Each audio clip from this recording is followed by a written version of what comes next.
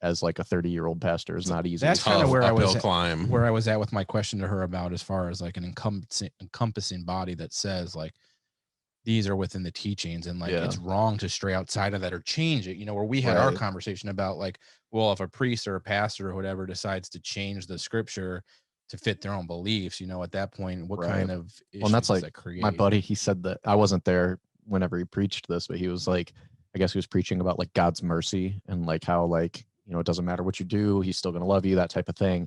And he was like, and we're called to be the same way. He goes, what would happen if a gay couple came in with a man on another man's arm? How would you all react? And he was like, and the looks I got from out in the crowd were just, he goes, and the looks I got were just like crazy. And he was like, but you know, we're working on it. So, cause my church is right by Highland Square. But how do you change that? I guess, like, how do you change? So I guess, I think I honestly think the biggest thing is just exposure. Yeah. Because like, what is he going, does he have a plan of like what scriptures or whatever he plans to teach to like to get the acceptance within that community, or like how do you work that? Because I think it's not like it's ever been taught. Like his dad was the pastor before him. Yeah. And his dad never preached anything anti-gay. Like it was always very much accepting, bring people in. Like his message to the church was always people helping people connect to God. And so like it didn't matter who it was. But like when you have years and years of societal beliefs, it doesn't really matter what you're preaching on Sunday. Like a lot of people forget what's preached on Sunday by the end of Monday. True. So I think it's just getting rid of it's a very old congregation for the most part. A lot of young people are coming in, but there's not a lot of stereotypes and hate. Yeah, there's not a lot in the middle. Like it's very, very young and very, very old. Yeah. And so he's obviously very young. So I think that like he's bringing in more and more youth, and that will naturally change those ideas. But honestly, like I think that you have to get like, you got to get a gay couple in there and have people realize like, oh, these aren't terrible people. I really think it's that misinterpretation that we were talking about. Absolutely. Like I really do. I think it's the fact that so many, it's the same thing with like QAnon and stuff like that. People can look at things and they'll go, oh, this is true. It's true because it fits my narrative deep down. Yeah. It don't matter what anybody else says. Well, and whether it's homophobia or racism or whatever, like 9 times out of 10, like most of the racist people in this country are people who don't live near the race that they hate. Yeah. And they've got no exposure. All they know is the stuff that's been taught to them, the stereotypes and everything else. Like that's a great point. But or it's one bad experience or something, but like it's not, you can't just justify an entire group by one thing. Like you see the most radical photos or something online and like, yeah, you're going to go, oh, they're sinful, you know, blah, blah, blah, blah. But he needs to, if he could find people willing to do it, is kind of like what we talked about, where introduce them without the people knowing. Bring them into the community, into the church, have them there for a couple weeks within the audience and interacting, and then introduce them as who they are. Oh, you better tape that shit. Yeah, but no, I mean, because then they're getting exposed to who that person really is without that title. Yeah, I agree. You know, and I think that that's a kind of a way you could break down some of those barriers, or like being scared or whatever it is. Have you ever seen a tongue get bit at 50 miles an hour? Hey, good for them though. God, they deserve it, you know, because you got to open that door. Yeah. Right, let's get started. It's a work in progress. Yeah, that's cool though. Suns game starts in like 45 minutes. Oh my God. All right, guys, let's do this. I got to get stuff on. You already know they're going to win. We don't know that. Still the pessimist. If Paul was in, I would say absolutely. Jeez. All right. Good evening, everyone. The highlights of the news. Traffic accident.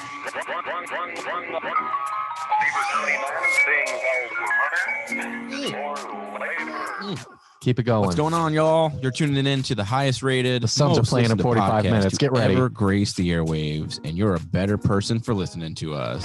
Keep going. All right, maybe not, but you're really going to enjoy it anyways. This is Made to Motivate podcast, and we'll be talking social media hot topics, pop culture news, the greatest in movies and music, and all things sports. Make sure you're following us on social media at Made to Motivate podcast on Facebook, Instagram, and Twitter. Pizza. And you can watch the show on our YouTube. Thanks for tuning in. And with that being said, let's get this show started. Welcome back, y'all. No better way to enjoy a beer than just to chug it down like that, Christopher. He's back. The man is back. Why are we doing that on Lisa's episode? Hey, it's whatever. You said you were back to this episode, so it is what it is. Right. The Bible doesn't demoralize chugging beers or It whatever. does not. It says do not get drunk. It does not say that you can't have a drink, and it doesn't say how to drink the drink. So you're good. You're good, Chris. Welcome back, y'all. This is Made to Motivate Podcast Season 4, Episode 22. This is your host, Ryan Weiss. I'm joined, as always, by Jesse Young from the Sports Illustrated. What's going on? Good to have you back, sir. I like that Thank shirt. you. Oh, it's great. Yeah, it's a nice shirt. It is a nice shirt. I really do like it. Our dude's got a new article. I do have a new article posted today. Top 10 NFL players of all time, regardless of position. 4,300 words, and a lot of work went into this one. Nice. It's my first article in about, I think, 8 months. Okay. Took a long break with school and COVID and everything else going on. So trying to get back into it. And I have one guy on there that I think a lot of people will be surprised by. 4,300. My longest review ever is 28. No, it's not. Is it really? Yeah. Jeez. Well, we will post that link on the podcast page if you'd like to check out Jesse's most recent article. It's Hub Pages. It is on Hub Pages, soon to be How They Play, because they always are. Yeah. But it's also on the Sports Scholar Facebook page if you want to like that. Dope.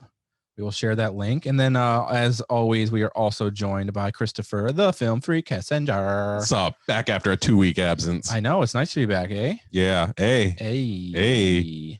Mr. Sons, how's it going? Back at it again with the white jersey. It's going great. Got my Eric Bledsoe here. Very nice. Yeah. Very Bledsoe. nice. Yep. That's not as much of a throwback as it feels like, but that feels like so long ago. It's about like 8 years ago. Yeah. I thought for a second you just got Suns tattooed on your chest. If they win, maybe I get a Suns tattoo. It's a pasty joke. And that Your Irish is showing.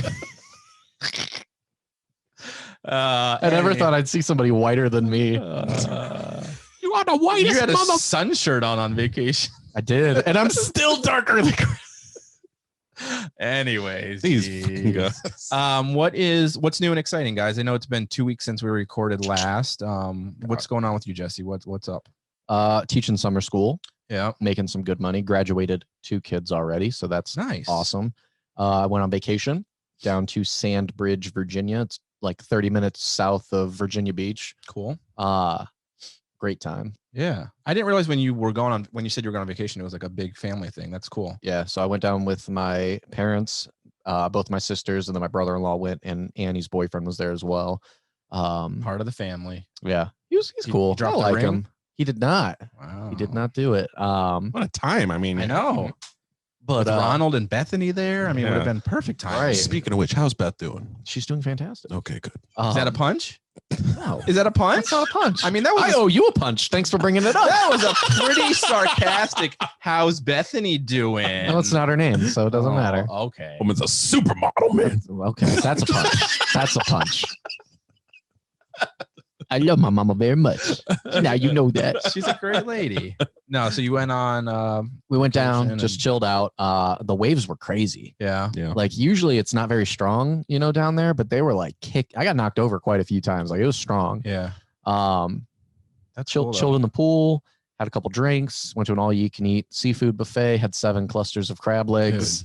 It was Did you guys do amazing. like an Airbnb? What was like that view you had? huge. Was So dope. So there's a place down there. Most of Sandbridge is privately owned homes. So it's either Okay. Airbnbs or just people that live there now. Yeah. But down at the end, there's a big, huge building of condos. Okay. And so we were up in the penthouse, and there's 2 floors. Yeah. So my parents had the master bedroom upstairs because they paid for all of us to go. That was our Christmas present. Of course. Their room was beautiful. It looked dope. Entirely lined with windows. They have like a bathroom that's the size of your entire basement. Jeez. And then A lot of people got a good view of Ron. yeah, huge That's what they were saying? living area. I don't know. But then Steph and I had a view of the ocean in our room, so that was nice. Yeah, that's really cool. And then it's right there on the ocean front, so it was great. That's like my favorite thing in the world. Like Yeah. growing up, we went on vacation every single year, but when I was really little, we could only afford to go to the hotel for like a day or two, and the rest Right. of the time we spent camping at KOA. but my dad would always sleep with like just the screen door open and just hearing the waves, smelling the salt water. Like that is one of the most nostalgic things to me. So we slept all night, every night with the windows open. Like it was perfect. It's amazing. And on the cusp of starting your own branch too, like to your family. Like that's, it's extra special. It's really cool. Yeah. And that's the biggest thing. Like, Steph's getting a lot bigger. Baby's growing really well. So she's pregnant. She's assholes. Yeah. My wife's not fat. All right. She's pregnant and she's beautiful. But baby's doing really good, and she's been kicking a lot lately and stuff. So like it feels more real. Like we like talk to the bump a lot and all this other stuff. So like that was just like a very big family really cool thing for us too.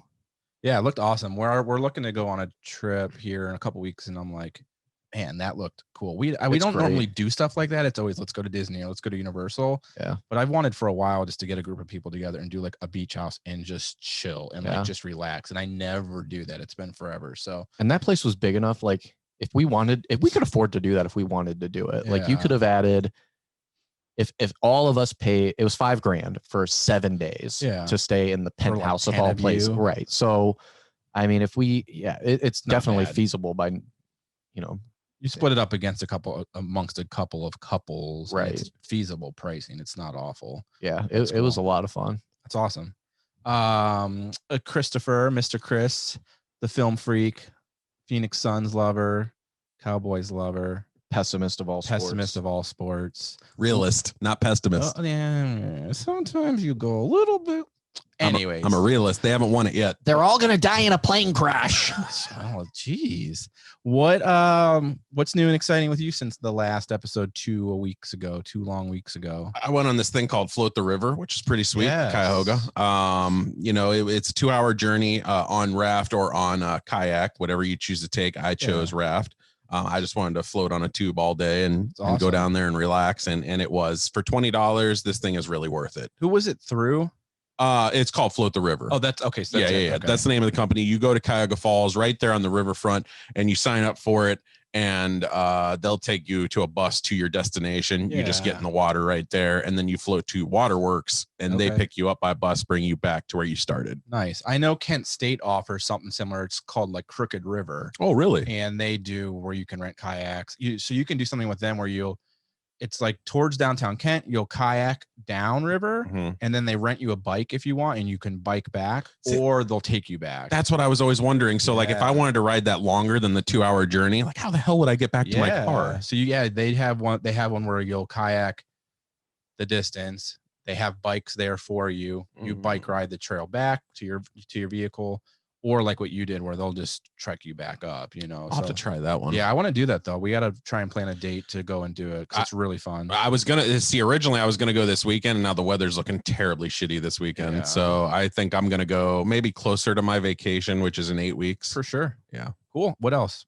Really nothing else. Just movies are in full swing, man. I had 5 reviews last week, which was the first time that's happened since early January. Nice. Yeah, I was gonna say I saw you post like a bunch of stuff, and I'm like, I gotta read. I'm getting caught up on everything. That's what a lot of people are saying right now, and I'm like, and the thing is, far and wide, I wish it was on during a better week. Yeah, of movies in general, but there was 1 or 2 good ones. A few of them looked really. I didn't know half of them. I'd never even heard of them, but they looked really interesting. Yeah, we'll talk about some later. That's it though. Nothing really. Well, you did stuff. You're busy doing what you love. Yeah, and then tournament's going to be coming in about a month. So and kicking everybody's ass, baby. Well, let's fucking go. Number 13. I'm gunning for Tom Ruckman's head this weekend, Saturday.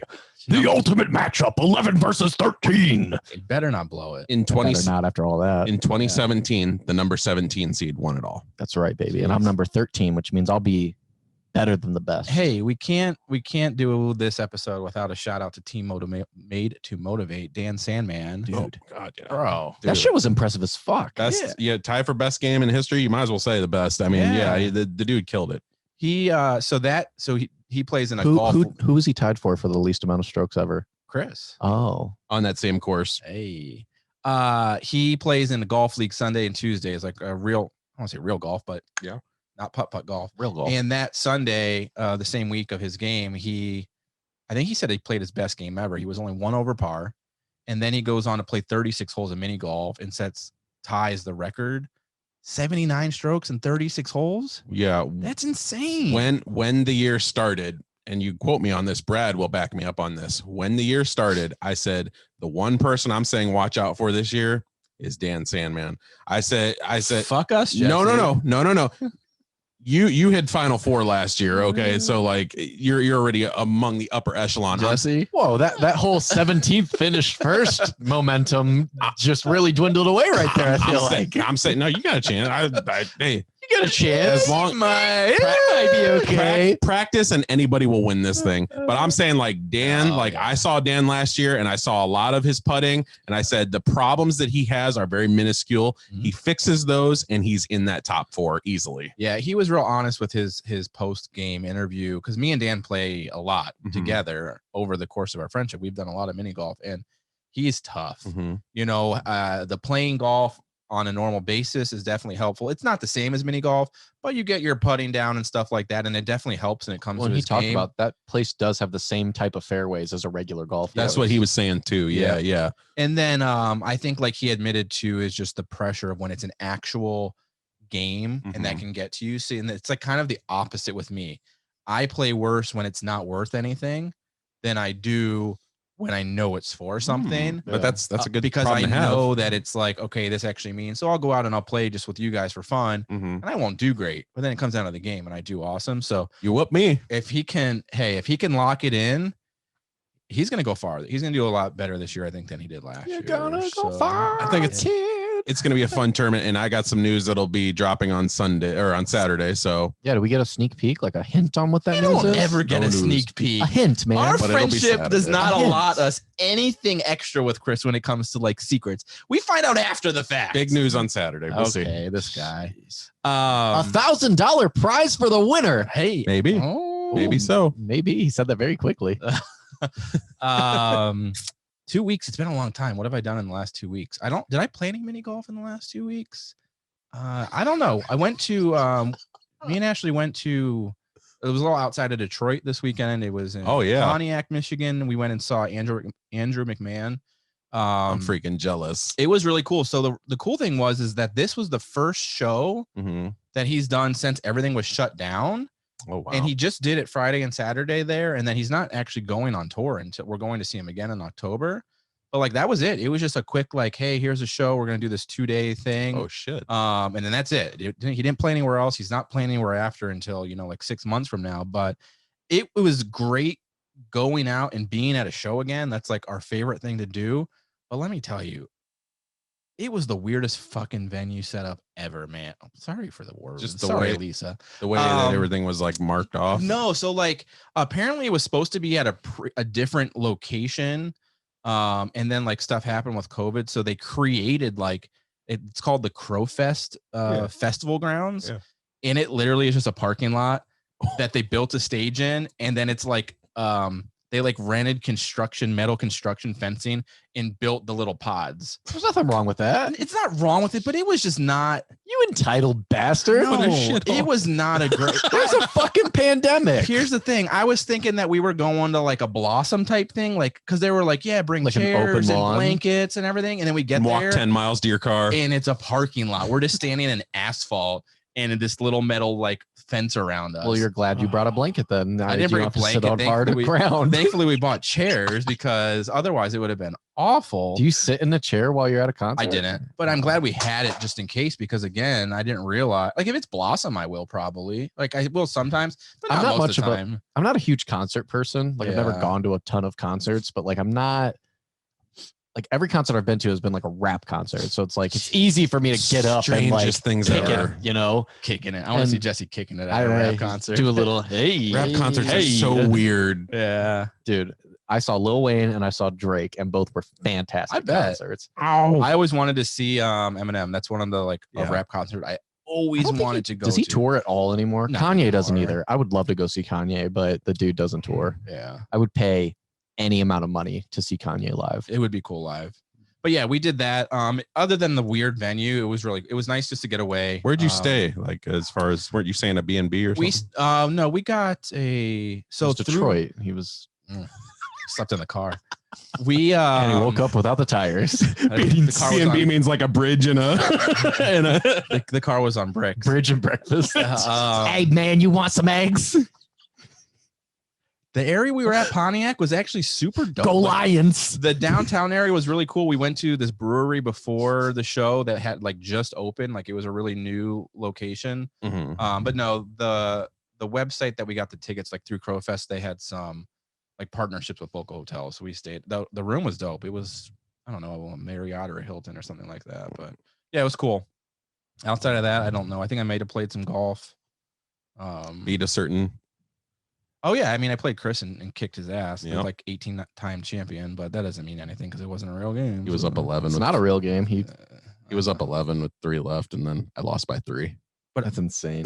But who So won? that just means that you were taking it easy on him the entire No, time. I wasn't. He beat me. Yeah, I beat. I had a miserable day. Can you go back? What was that? Do I need to rewind it? I did what? You beat me by 3. Yes. You did. I beat the champ. You beat me by 3. Did you He's hear really that? not Tess? the- Have you he's- ever beat Chris? He's not the champ Have though you ever because he's beat not in the Chris? league.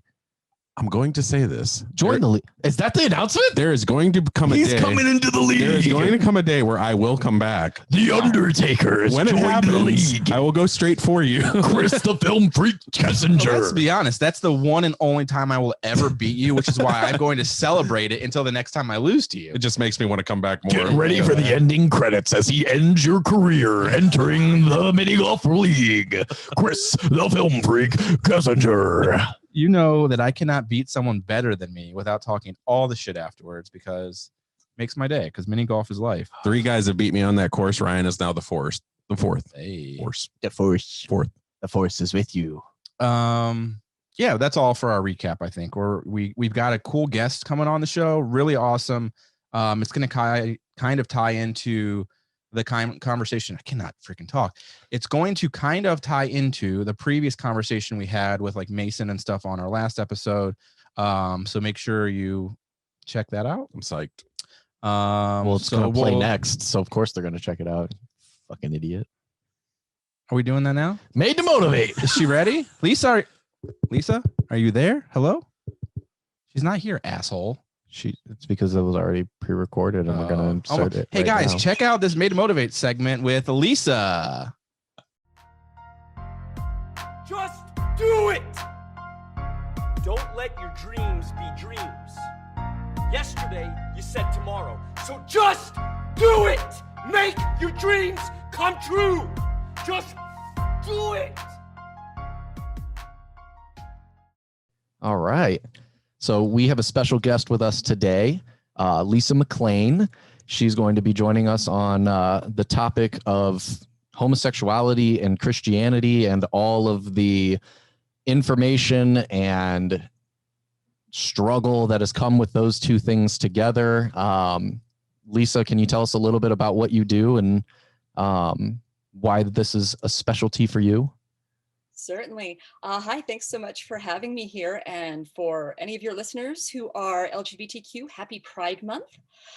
I am a professor of history and gender studies at Boise State University in Boise, Idaho, the blue football field. Yes. And- Very cool. Yes. And I specialize in the history of Christianity. And this has been a passion of mine. I also, Jesse knows this about me, I am a practicing Christian. I'm an Episcopalian. And I came to be very interested in this subject back when I was in high school, because growing up Christian, you hear a lot of stories about Christianity and how early Christians are persecuted.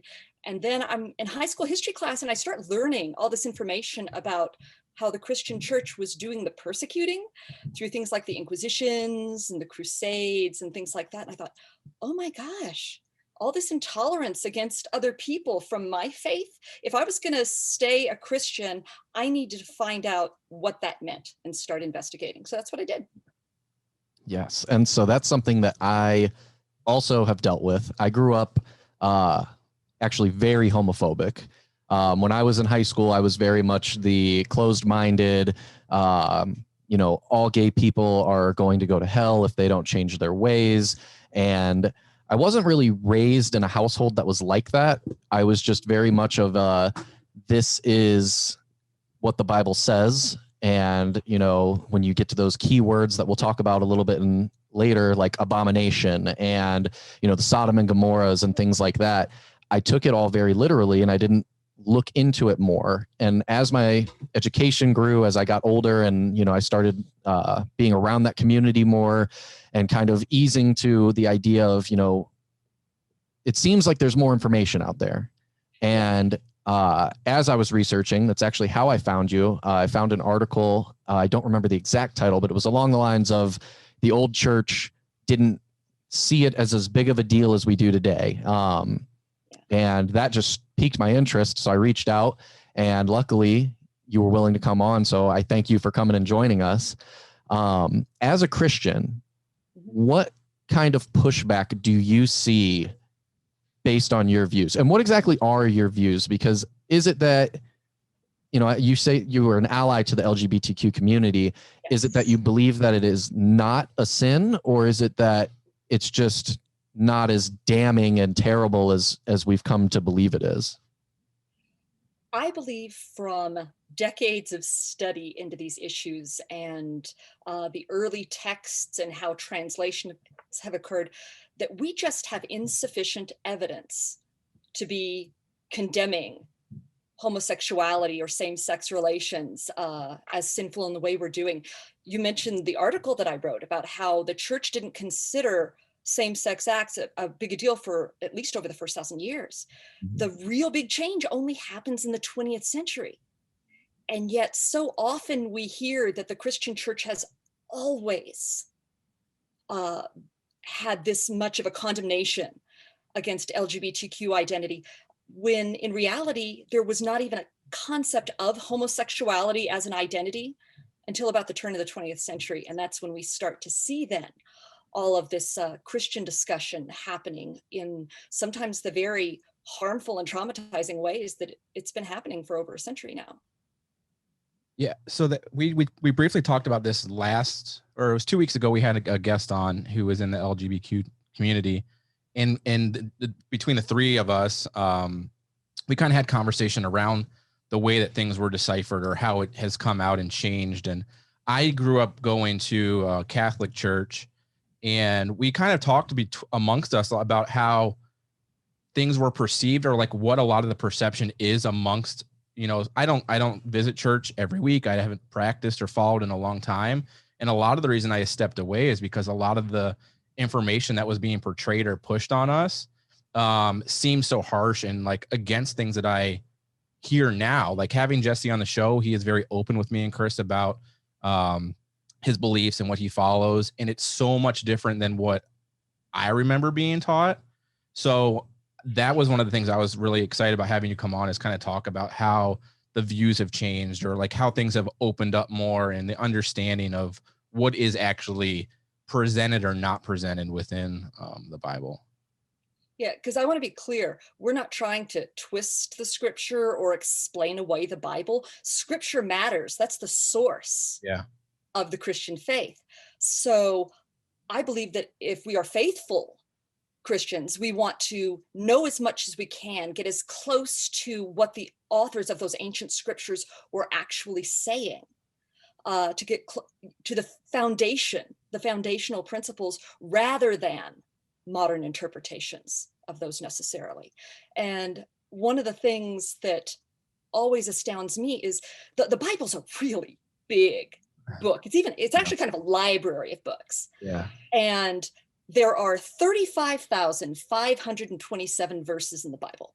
Jeez. And if you've ever read the whole thing, you know what a big book that is. And the very thin paper it gets printed on, it takes a long time to read the Bible. Yeah. And there are only about 7 verses that are sometimes translated or interpreted as prohibiting homosexual acts. And I took out my calculator, so I figured this out.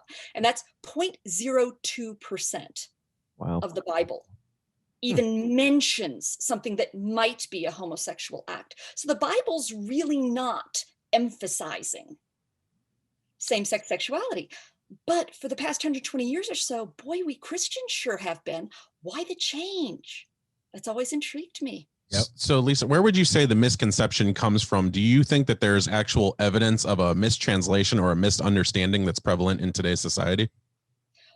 I think there's lots going on. As a matter of fact, if I had to pinpoint one turning point in this whole conversation, it would be what I think of as the invention of homosexuality around the turn of the 20th century. Because as I mentioned a second ago, there's not the understanding of the homosexuals or gays or LGBTQ back before then. There were same-sex sexual acts, but the Christian churches treated them as sins of lust or lechery that any Christian might engage in at some point or another. But it wasn't seen as, well, if you have had a sexual encounter with someone of the same sex, that means you are now lesbian or you are now gay or homosexual. Instead, it was just assumed that, yes, you had this sexual encounter, but you're going to get married to someone of a different sex. You're going to have a family. It was, just something any Christian might commit. So it was about an act rather than a type of person as it has become today. Yeah. And this happens. You remember biology class? If you're like me, you had to you learned the biological taxonomy, like Carl Linnaeus. You have to know the kingdom, the phylum, the genus, the species, all that kind of stuff. And psychologists start doing the same thing about sexual activity. They start looking for similarities and differences in how to categorize people. And on around the 1880s, a couple of these psychologists developed the idea that there is a homosexual whom they classify as a sexual deviant, someone who has a mental illness, who isn't practicing what they had decided was normal sexuality. Right. And then once you have the term, then all of a sudden people start getting interested in it. Right. And the Christian church starts getting interested in it. Yeah. Do you remember what what Mason had read, the point within there where he was talking about the lane and bed or whatever? Do you guys remember that? Did you have that in here as far as the answer? Because I'm just kind of interested in like how we interpret what is written. You remember? So remember what he was talking about? Where I think you're talking about the verse that says, "If a man lays with another man, right, then this is a abomination." If that's the abomination that everybody hears about, Leviticus. Yeah, That's Leviticus. Yes. You kind of walked us through what his interpretation or perception of that was, and what he believed it was meant to be, and stuff like that. And I'm kind of curious your thoughts on that. Would you mind sharing with me what he said? Yeah. So he believed that was, I don't want to misquote him. Do you remember, Chris? It was something along the lines of it was, you will not lay with another man and treat them like a woman. Yeah. But it wasn't saying that you cannot lay with another man, and it was interpreting that as to be the sin, but more so that like a gender roles type of issue. Gender role type thing, not necessarily that the fact that it was another man, it's just you wouldn't engage with them and treat them as if they were a woman. And he feels like that's where a lot of the misinterpretation comes when we decide that, or when it's been said that like homosexuality is a sin, like the substitution virtually. Right. Yeah. Right.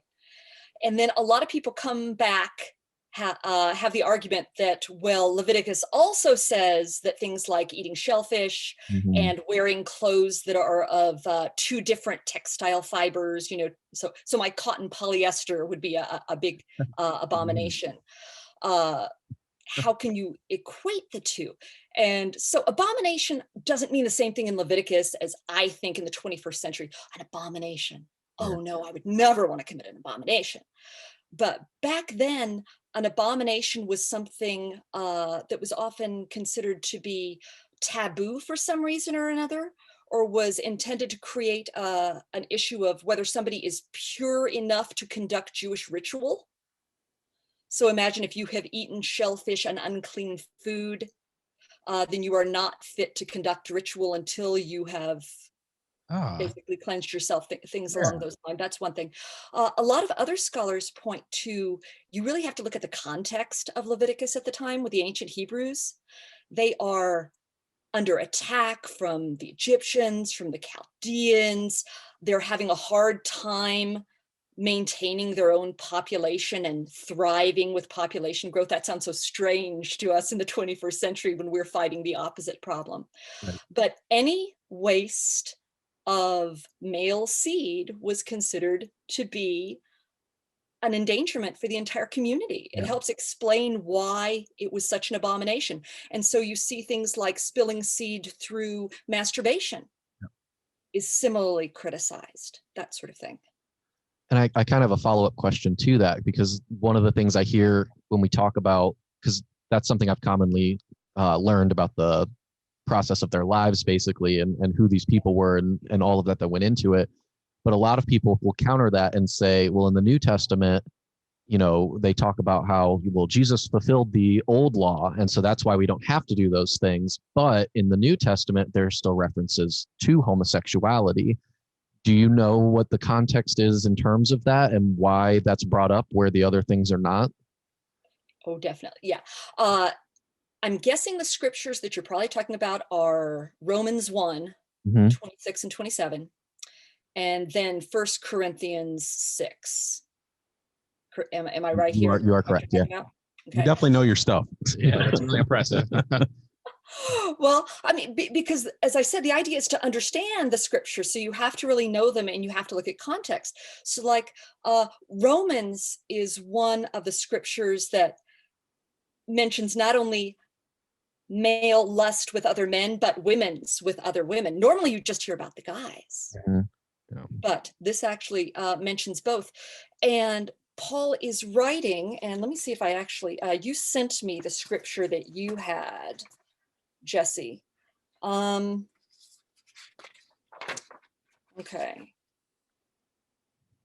Sorry. Okay. So the one you gave me said, God gave them over to shameful lusts. Even their women exchanged natural sexual relations for unnatural ones. In the same way, the men also abandoned natural relations with women and were inflamed with lust for one another. Men committed shameful acts with other men and received in themselves the due penalty for their error. Wow. I mean, that sounds pretty bad. That sounds pretty bad, doesn't it? I mean, he's clearly condemning same-sex lust in very negative terms. And a lot of LGBTQ Christians have either left the church or been forced out of the church because of this particular scripture. It seems kind of cut and dried, but is it? If we're going to actually find out what is Paul talking about, is this really a blanket condemnation of all same-sex activities? You have to look at all of Romans. Paul is writing to a community of Roman Christians that he converted, and then he left, and then they started backsliding and practicing idolatry. So that's what the letter to the Romans is really about. These folks have begun to engage in idolatry, and Paul is going to basically tell them, well, since you abandoned God, God is going to leave you to your own devices. And how do you turn out? You start going to the extremes, immoderation. You're taking things too far. That's what a lot of this is about for Paul. It's not about same-sex desire. You notice how he uses the word lust, not sex. It's about the immoderation of the sex. Up until the 19th century, you can't really find many theologians who identified the problem in Romans 1, 26, 27 as being as this is all about same-sex sexuality. Instead, they understood the moral issue to be about unbridled passions of whatever form they might take. There's a very well-regarded 4th century churchman named John Chrysostom, and he wrote all of these homilies, or what we think of as sermons, on Paul's letter to the Romans. And he wrote, this is how he understood it.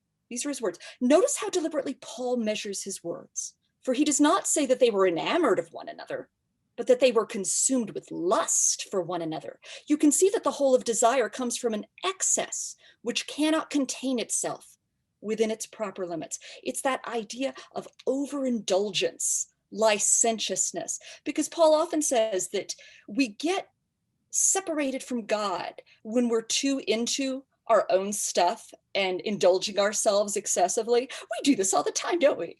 We get involved in something we are really interested in, and we let all the other stuff kind of fall to the wayside, the things we ought to be doing because we're into something else. Yeah. And that's what Paul's talking about. Our passions take over. And we know that this is true because right after this passage in Romans about same-sex desire, he goes into 21 other sins of excess and overindulgence and immoderation that separate us from God. Everything from things like murder and deception to envy and pride. So that's what Romans is really about, not a condemnation of same-sex acts, but about the lust, the unbridled passions that can take many forms for Christians. So that kind of gives us a different perspective then on what Paul's really talking about, even though we mentioned same-sex sexuality in it. It's not the focus. 7 deadly sins. Is that what they like reference sometimes? Like lust and greed and Envy, like gluttony. envy, all that sort of thing. Does that Yeah, when you hear about that, does that stem at all from the Bible, or is that kind of something we've just created on our own? Well, it's something the church developed to try and encapsulate it into a whole. Okay. So lust is there, and it could be same-sex lust, as Paul writes about, but let's face it, there are a lot of heterosexual lusts out there too, Absolutely. that he talks about. Yeah, absolutely. And So- that's one of the questions we kind of sent you. We talk about like it didn't exist until the 1900s, or it wasn't. You can't find a theologian who spoke about it until then, and the church created these processes of, you know, the 7 deadly sins or whatever parameters it is that we've grown to know. Yeah. The Bible talks about how God is the same yesterday, today, and tomorrow. And over the years, you know, I listened to the other podcast that you had sent me on the Pride podcast. Yeah. And you talk about a lot of the historical changes that the church went through, basically because of kings or because of other influences. And I guess like one thing I've always struggled with as a Christian is when we talk about believing the Bible 100%. And one thing that's always bothered me is we have so many different denominations. You know, Catholics have different books of their Bible than what I was raised Pentecostal. So I have very different beliefs probably than even you. And so when you get into the interpretations of the Bible verses and how we're teaching this to all of these people, where can somebody go to get information to clear these things up without having to spend, you know, to get a PhD in history like you? You know, I feel like you're well-rounded enough to trust what you believe, but like the average layman is not going to be able to get as much of this deep information, or they don't know where to look. What is your opinion on interpretation from various denominations, and also like what are good resources for people? Two excellent questions. First of all, I really respect that idea is that God is the same yesterday, today, and tomorrow. But the difference is you're talking about our churches. 100%, yes. Scriptures. So a change happens when we humans start to interact with God, because we're not God, we're imperfect. And so we have a tendency to make mistakes. Paul actually says in Romans 3 that there is no one who's perfectly righteous. Right. So we're all going to make mistakes. So for example, with scripture, we have over 200 translations of the Bible. Yeah. I got on one of my favorite websites is a Bible Gateway, because they'll show you the same passage in all these different, there are over 60 English translations alone, and they all use different words. And some of those words have different flavors to them. And so how do we know which one is most faithful to the original scriptures? That's why I think it really matters. So if you want to start investigating, a couple places I would start. A really friendly book to introduce yourself to a lot of these issues is Matthew Vine's book. It's called God and the Gay Christian, and he's writing from an evangelical Protestant background. Okay. And he realizes when he gets to college that he is gay, and he doesn't want to leave his faith behind, and he doesn't want to displease God. He doesn't want to go against scripture in any way, shape, or form. So he really has to understand these things. And so his book unpacks those. If you want some actual histories, anything by the historian John Boswell is really good. His works are not without controversy. Okay. He's a historian, he's a Catholic Christian, and he was gay. So he brought all those things together, and His scholarship is amazing. So it'll at least lay out the issues, and you can read some of the criticisms, because he's one of the first to really write about this. You can imagine sort of the maelstrom that he found himself in. But his scholarship is really good. His interpretations are what is questioned, but the scholarship itself, what do these scriptures really say in the past? Yeah, that's good. And then there's one more that is written by, let's see, he's a theologian and he's a professor of New Testament studies. And his name is Brownson, believe James Brownson. Okay. And he wrote a book, The Bible, Gender, and Sexuality. And he started out believing he already knew exactly what the New Testament in particular said about same-sex sexuality. And he realized as he started to delve into it that he had always just sort of accepted the party line he had been taught without looking for himself. And once he did, he found so much more information. It's Bible, Gender, Sexuality, Reframing the Church's Debate on Same-Sex Relationships by James Brownson. Any of those three would give you a solid one. But just to dip your toes in the water, the Matthew Vines is really welcoming. Okay. Yeah. Just from your years of study on the subject, obviously your expertise, are there any other common misconceptions, LGBTQ or non, that have been made clear in your years of study that have since been misconstrued? Oh, so many. And that's the wonderful thing about Christianity is a lot of us get taught that the church has never changed. It's always been that way. But in reality, one of the great strengths of Christianity is its ability to evolve and adapt and to investigate itself to come closer to Christian revelation and divine truth, that sort of thing. So some of the most obvious ones are geocentrism, Galileo, the idea that Christian scripture was believed to indicate that the earth was the center of the universe and everything else revolved around it. And obviously Galileo showing that the sun is the center of the solar system around which all things, that's an obvious one. Right. The church's stance on slavery up until the 19th century, because slavery was in the Bible, people thought it was okay. But then it was Christians who used the scripture to fight against slavery that helped lead to abolition. But I'd rather talk about one that I really love that involves gender, and a story that most of your listeners are probably familiar with, the creation story, Adam and Eve, right?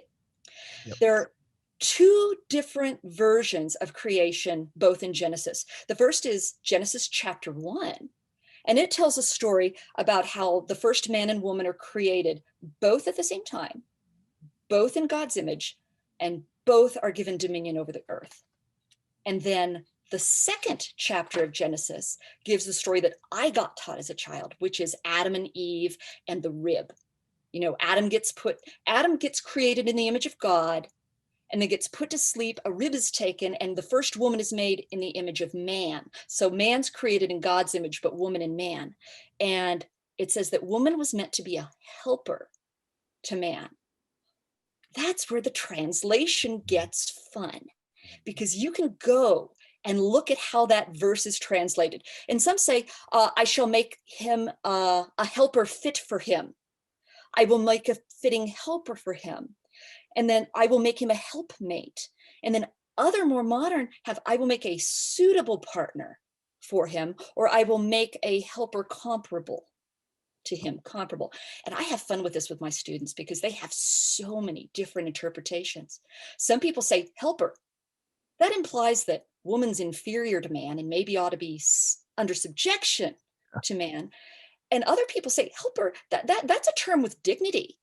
That's a term to be respected, to be a helper for that. So how do we know how to really value that term helper? And that's where going back to the ancient languages, Genesis was obviously originally written in ancient Hebrew. In ancient Hebrew, and I do not speak or write or read ancient Hebrew, so I'm probably butchering the pronunciation and I apologize, is Ezer, E-Z-E-R. And in the Old Testament, God is frequently described as being an Ezer to humanity. So if woman is an Ezer to man, then how could, and God is an azer to humanity, that would seem to imply that helper doesn't mean under subjection or in any way inferior to. And the word azer comes from two Hebrew roots, one of which means to rescue or to save, and the other means to be strong. So if these are the meanings of the original, how did we get to helpmeet or helper and some of the translations that seem to imply a subordination? That humans translated the word and brought in some of their own social ideas about gender relationships. It's worth looking into, especially when you consider how much our gender norms today and gender relationships, especially in marriage and family, rest on this creation story. So it's worth investigating. I think that's kind of like foretelling of like you said, it's kind of a reflection of our own society beliefs and all that. It's basically, you know, the inferiority that some of us have in terms of, you know, male dominated society versus, you know, female empowerment, even, you know, how they undervalue the latter and strike up the former, overvalue the former. And isn't that just natural? It's how we've been taught. Right. It's just normal. And until we think to question it, it just sort of stays there. And I think the same is true with investigating same-sex sexuality in the Bible, just like with gender or slavery or anything like that. Yeah. And I don't know if you know off the top of your heads or if you have notes of this, but when you get to like Sodom and Gomorrah and you talk about the men wanting to know the two angels, right? That's another thing that I've seen translated a million ways. They wanted to rape them. They wanted to have sex with them. It was homosexual act. It was just dominance. Do you have any information about Sodom and Gomorrah and what, if not homosexuality, what was the destruction of that city? Because that's like, I think the strongest example that people use in the Bible in terms of anti-LGBTQ. Well, and we have the word sodomy, for example, is based off of Sodom and Gomorrah. Right. So the Genesis story in Genesis 19 about Sodom and Gomorrah, as Jesse just said, has angels coming in and appearing as humans. And a particular Hebrew named Lot welcomes them into his home under the protection of his roof in what we consider to be sort of a guest right. And this is a really serious thing. When you accept a guest into your home, you have to protect them and care for their well-being. And then all of a sudden, the men of the city hear that these strangers have come in, and they start pounding on Lot's door. And they say, "Give us these men so that we may have sex with them." And then Lot does something that to 21st century hearers sounds abominable. He says, "No, it would be a horrible thing if you took these men. And instead, I have 2 virgin daughters, and you may do with them what you will." Yeah, and my wife struggles with this story so much because of this line. So exactly. And I struggled with it too, which is why I wanted to look really deeply in and find out what was going on. And it's unfortunate, but it's really true that in these biblical times, women were not just considered different from men, but they were considered of lesser value than men. And 2 things are going on in Sodom and Gomorrah. The first of which is the issue of hospitality and guest right. Because think of what it would be like if you were a traveler back then, when there are no hotels and there's no police force, and where are you going to get food? Your ability to go into a new place and know that somebody will take you in and protect you, that's serious. So one of the reasons that Lot does not want to give the men over into the hands of his neighbors to be raped is because he has pledged to protect him, and that should remain inviolate. And in scripture, in Ezekiel, it actually spells out exactly what God says the sin of Sodom was. And it was a lack of hospitality, pride and arrogance, a refusal to take care of those in need. The Bible says it, that is what the sin is, not the sin of same-sex relations. And the other thing is it's about gender, because women are valued less. For the neighbors to rape Lot's daughters is considered less horrifying than if men were to have sex with other men because of the violation of the gender roles that's going on. A man should not take the passive role in sex because it means he's abdicating his masculine role of dominance, his role of the active role in sex, that sort of thing. But the biggest issue that the Bible specifically says is this is about hospitality. Yeah. It's just a different value system than we have today. Yeah. But if you want to be true and faithful to Scripture, that's what mattered then. Yeah. And I've seen, like, researching for this podcast, and after I listened to your previous show, I found old, like, Jewish, I don't want to say folklore, I don't know if that's the right word, but old stories that are told of Sodom and Gomorrah, and how, you know, there's stories of a woman who gave another woman water, who was basically going to starve to death, or she was dehydrated, and they took her, and because she gave to the poor, they covered her in honey and put her on a wall and let bees basically eat her to death. Wow. And how people would come and they would invite them in for they would invite them in to their homes, and they had what was called like a perfect bed. I don't know if you've heard of this or not, or if I'm off base, but something along the lines of, if you did not fit this bed, if you were too tall, they would cut your limbs off. And if you were too short, they would stretch you. And these are these Jewish folk tales that go back for, you know, hundreds, thousands of years, however much, about this city and the evil things that they did. And you don't hear any of that in the Bible. And there's a lot of context and stuff that interests me, where there's things in the Bible where a lot of stuff is missing. You know, we don't see Jesus from age, I believe it's 12 until he's in his 30s, right? Yeah. And so, like, what happened along those times? And that's the stuff that really interests me, is you talk about context, is finding context for things that, if you read something that's 2,000 years or older that's been written, it's not the same culture and understanding that these people had that we do today. So it's interesting, all of this stuff that you bring up. Well, I think that's what we want to be really careful of, is it's just a natural part of our being human that we take what we know today and try to fit other information into that scheme of things. And so what I try to do to the best of my ability is not look at what I believe now, read Scripture and try and fit Scripture into my beliefs, but try and leave my beliefs behind and go back so that I can see what the messages are in a, I don't know if pure form is the right word to use, Yeah. but just not bringing my own biases and preconceptions into it so much, even though it's natural that I have them, just trying to put a check on that. Yeah. We covered a lot. You just covered a lot, and there's a couple things I want to try and unpack. And I'm going to try and word it or ask it in the best way that I can, and decipher it, or ask me for clarification or whatever. But so we talked about, like, from when these stories were originally told or written, and how there's been human involvement, and kind of that has strayed the beliefs or understandings, or how certain stories were told, because we've involved and interpreted in different ways.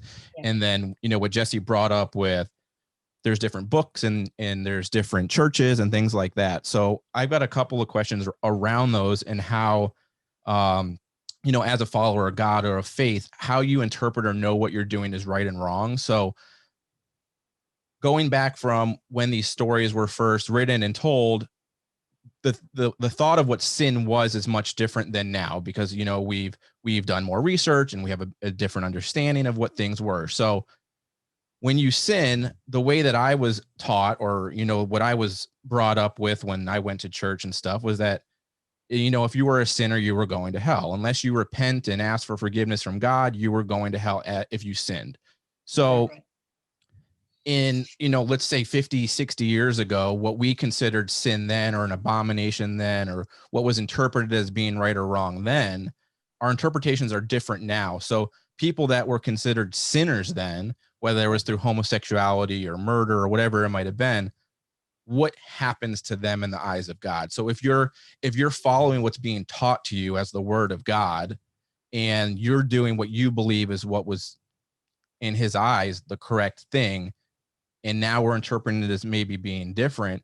What happens to those people, or what happens to someone if they're taught the wrong thing of God and they're going to church and they're believing they're doing the right thing? Like, how does that differ? What really makes you, what in the eyes of the Lord is you're going to hell? Me and Jesse kind of talked about this on a previous show, like what I was raised in and what he believes as far as what we consider, I don't know if it's a deadly sin or you're going to hell because of it. You know, are there things that are outlined in the Bible today that we know if you commit this, it's unforgivable? Or can you always ask for forgiveness and be saved?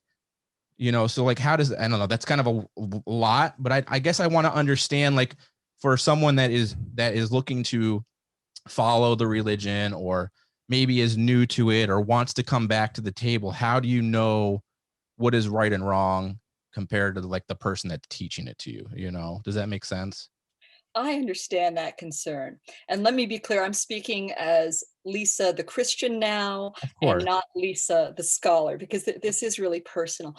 The fact is, we don't know, because you're asking me the wrong person. I'm not God. Right. I think it requires, you know, an effort at humility to go into this, because Matthew, the Gospel of Matthew is really clear that we're not supposed to judge each other.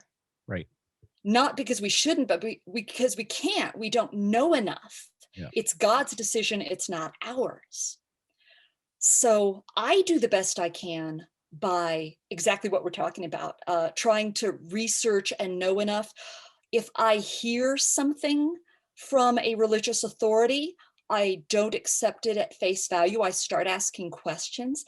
And so many Christians I know feel like it would be disrespectful to ask questions about their faith of their pastors, their priests, and their ministers. But you know that old cliche, what would Jesus do? Yep. People laugh at this a lot, but I take this very seriously, because if Jesus did anything in the scriptures, he questioned the religious authorities of his day, the Pharisees and the Sadducees. His whole point was their interpretation of the law God gave maybe isn't exactly what God intended, and we need to make some adjustments. We need to do away with the old law, right, and come into a new law. And that's the whole point with the idea of a new covenant, that Jesus fulfilled the old law. The new covenant exists, and that's why we are saved through faith, right, and grace. So yeah, we're going to sin. We all sin. None of us is without that. And sometimes our remorse is not as perfect as we would wish it would be. But for me, I'm doing the best I know how to do. And I'm making an effort to be responsible. And so I look to Jesus, for example, the example of Jesus in the Gospels. What does Jesus say about same-sex sexuality? right. Not a thing. But he does make some really clear points when asked what the greatest of God's commandments is. And he gives the one about loving God with all your heart, soul, and mind. But the second greatest commandment, he said, is to love your neighbors as yourselves. So that's a touchstone for me. And then in Matthew, I think it's 25, he makes a comment that which you do or do not do to the least of these, it's as if you did it to me. And that's going to matter when you're judged. Right. So I try to take a look at those as big parameters. Yeah. Because that's one of the things I always struggled with. It seemed like I've kind of always said to myself, and in conversation about what I believe in the Bible, or like what my understanding of it is, and to me, it always seemed like it was like an early form of government. Essentially, it was a way to create law and order. This is what we believe to be right and wrong. This is what what people interpreted or considered to be do or don't do. And that's the human aspect, getting involved in the teachings of God and saying, well, we think that having sex with another man or another woman is a sin, so we're going to teach that, and that's what our book or our church is going to do.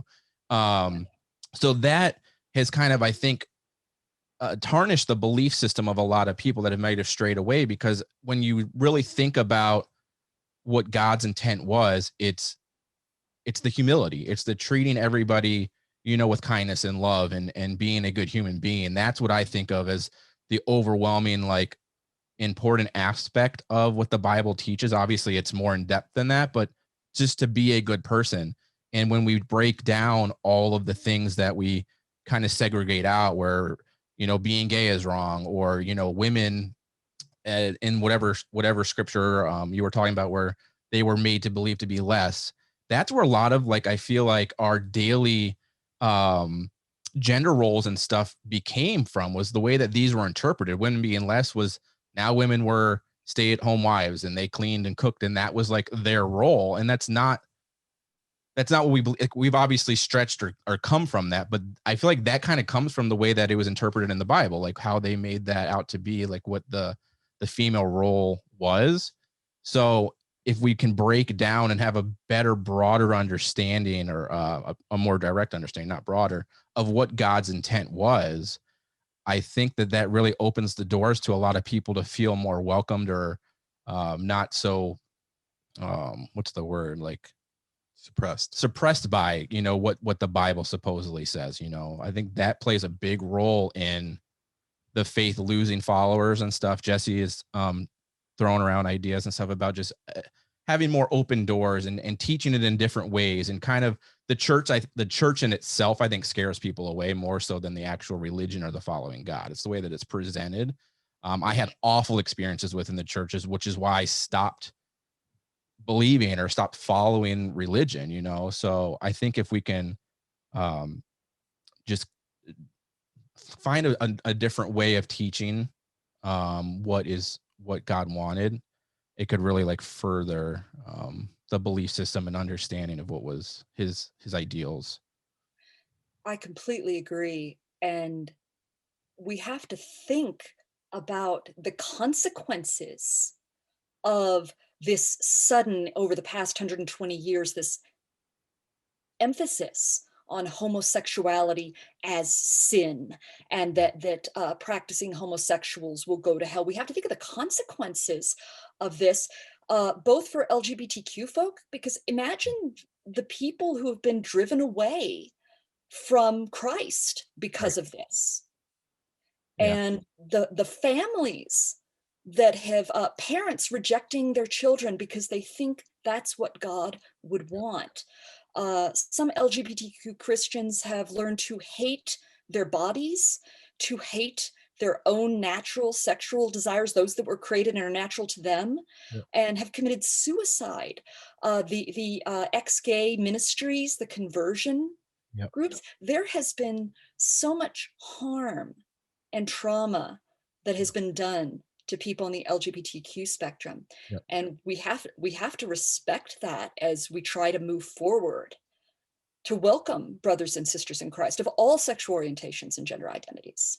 Absolutely. Do you think that do you know of things that are being kind of like changed in the way that the teachings are being done to be more accepting and kind of get that word out, that, with the belief systems that you have and this more acceptance of those communities, are there churches or communities that are trying to further that word? Because I mean, look, I'm covered in tattoos. I'm going to hell to a lot of people. That's what Leviticus tells you, yes, that that's an abomination. Tattoos are one of them. Exactly. So one of the things that I always found interesting was, like, within the Bible, it always seemed like you're supposed to, respect each other, the respect your neighbor and sort of thing. And then I always found that a lot of people that went to church were the hypocrites. They were the ones judging other people. They weren't the ones accepting the outsiders. They were the ones damning them and pushing them away. And that seemed like that was the complete opposite of what God's word was, or what he wanted, is to respect each other and treat everyone fairly. So I always wondered, as the time that I've stepped away, it's been a long time at this point, has anything changed within the way that teachings are being presented, or, has the scriptures and things not been updated? Obviously, we're not supposed to change them, but, with the way that we interpret them now, or the correct interpretation, how is that being taught now? Accommodating. Yeah. Jesse mentioned there are lots of denominations of Christianity. There is not just one party line or belief.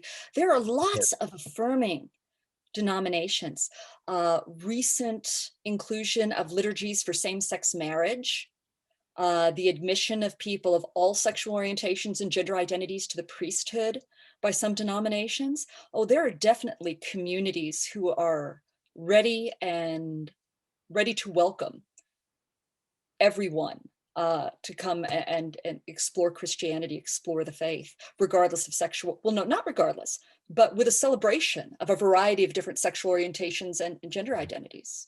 Great way to put it. Yeah, and I would just say, like, for any listeners that are practicing Christians, listening just to even what Ryan just said, like, he left not because of an epiphany, not because of he found out facts that proved that the Bible was wrong, but he left because of damnation from the church. And that can't be our mentality. You know, God said, like Lisa said, you know, love your God and love your neighbor as yourself. He said, go out and be fishers of men, bring people in, show them love. If you look at things that Jesus did in the Bible, you know, they found a woman who was an adulterer. By law, they should have killed her, and he spared her life and told everybody else, you know, if any of you have never sinned, then you can throw the first stone and kill this woman. And obviously none of them could, but there's never a moment where, you know, a lot of people always try to go back and say, you know, Jesus says, don't sin. We're called to, you know, if you love your neighbor, you'll tell them that they're sinners because you don't want them to go to hell, but we do it in the worst ways. Yeah. And there's never a point in the Bible where Jesus says, you know, don't sin anymore before he shows the person love. And, you know, the LGBTQ community is one that's very dear to my heart, I think, because of how homophobic I was, and because I know that I was one of those people who probably did drive a lot of people away from faith. And that is something that should change. Whether it's a sin or not, whether or not, you know, maybe Lisa and I are wrong, and every practicing, you know, LGBTQ member is going to go to hell and we're wrong, but we don't have the evidence to say that. And that's between them and God. And it's up to us to bring them to that point in a loving fashion and an accepting fashion. And then that's up to them to make that decision. It's not up to us to force it down their throats and hope that, well, they'll turn it around. It just doesn't make sense to me. Yeah. Well, what if we're going to hell? Right. Because we have driven LGBTQ people away from salvation by our attitudes on this issue. Yeah. That's one of the things I always wondered too. It's like, how do you know? I guess no one really fully knows that. Like, how do you know that our interpretation, because none of us were alive then, and no one we know was alive then. How do we know that our interpretation is truly the word of God, and that what we're teaching is going to get you into heaven and not into hell? You know, no one really truly knows that. That's where you really find that struggle. Where but we want to know. Don't we want to know? We want to have like this list of things that if we do these things and believe these things and stand up for these things, we know we're going to heaven. But that's not how Christianity works. Right. Yeah. And I also think that's kind of like in the eye of the pursuer, like the interpretation. So like if somebody sees these things as like, you know, being good and, you know, loving thy neighbor and accepting and welcoming everything, you know, maybe to them that's perfect. And that's the interpretation. And maybe that's what God wants all along. You know, maybe he wants you to become a good person out of this by interpreting those elements. And I appreciate, Jesse, your honesty about your views on this in the past. And if I can share a story, I am just as culpable on the other side of the spectrum, because I was so sure I was right about these issues. And a good friend of mine asked if she could, if the two of us could take a long walk together and talk about this, because she was a Christian and she wasn't sure about what God wanted or what scripture said about homosexuality. And she wanted to ask me some questions. And then the way I presented the information to her was that I was so sure this is what you need to be believing. And she got frustrated with me. And don't you love it when you have a good enough friend that they can call you on your BS? She got so angry with me. She said, I go to my family and they have a very conservative interpretation of scripture that is certain that homosexuality is a sin. And when I ask them questions, they say, you have to believe this way or else we're showing you the hand. We don't want to talk about it. The conversation's over. And now, Lisa, I come to you and I feel like I'm getting the same message. Where is the space for those of us who are questioning to actually get some good information or ideas so we can figure this out? So I finally come to a point where I admit I do not know the answers, but I've investigated enough to know that there is no certainty within those 6 or 7 scriptures because of the translation. So I'm willing to admit I don't know the answers, but I have a lot of good questions to ask and a lot of curiosity. And if I can inspire even one other person to start searching for themselves, that's enough. Yeah, and I don't think that that's wrong either. I think that we've got thousands of years of text in the Bible. This is like one thing people don't know. Bible wasn't written all by one person. It wasn't all written at once. And you've researched and you have context and you don't know, but you can make an educated guess for yourself to believe why you believe it. And, I'm a teacher and I tell kids, whatever it is that you claim to believe, you better know what the other side says.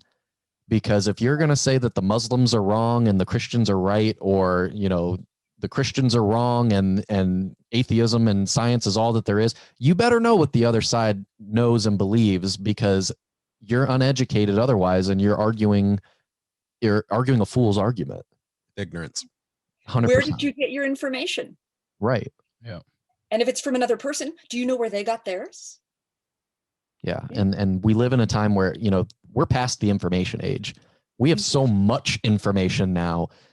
You can find anything you want. It's just a matter of knowing that it's a reputable source that can be cited, that can be, a lot of people get their information from memes nowadays. And it's clipped and it's, we take one verse out of context. Like you said, you have to look at all of Romans when you look at that verse. And you've told me stuff that I didn't know, and I've been a Christian my entire life. And I had a short period where I had walked away myself, and I only came back after looking into other beliefs and realizing that, there were things about Christianity that pertained to me personally that other religions weren't fulfilling, I guess. But it was also a logical decision to me. It was, I'm looking at this and there's, this God died for me. The other ones didn't. They're just telling me what to do. And this, if I'm wrong here, if I'm wrong as a Christian, I'm going to live a good life and follow it properly. And I'm going to get reincarnated well if I'm wrong, and I'll be a king in the next life or something. Like I had all these things that went to it, but that came with research and investigation and questioning. And I don't necessarily think that it's wrong to question the teachings of today, especially like you said, Jesus did the exact same thing. It's ultimately what got him killed, but he did it because there was misinterpretation and used for the wrong reasons. Yeah. So. Well, one thing we haven't gotten to yet, if I may be so bold, is one of the questions that Jesse forwarded to me was about 1 Corinthians and that whole arsenokoitoi word. Whose question was that? I believe that one came from a listener. Oh, really? My friend Carter, I believe, sent that one in. Okay. Can we talk about that? Because that is, just like with Romans, that's one of the only New Testament scriptures. And a lot of people say the New Testament, regardless of what the Old Testament says, and if you leave behind the Old Testament covenant, that the New Testament is clearly about what God wants now, and that clearly states no same-sex sexuality. So I think this matters. Of course, y'all can quickly down as much as you want and all that stuff. We lost 2 of the questions from the email that I forwarded you, the second one. Could you read that question aloud for the listeners, because we don't have it written down here? Oh, sure. Thank you. This was a question about 1 Corinthians 6, 9, 10. And the person used the ESV, the English Standard Version. And it says, "Or you do not know that the unrighteous will not inherit the kingdom of God?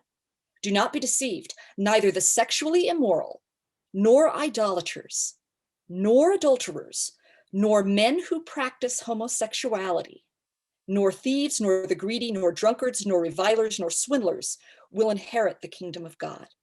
This is the scripture that those who practice homosexuality will be damned. Okay, so the phrase that's really worth investigating here with the translation is that phrase, men who practice homosexuality. Mm-hmm. Right?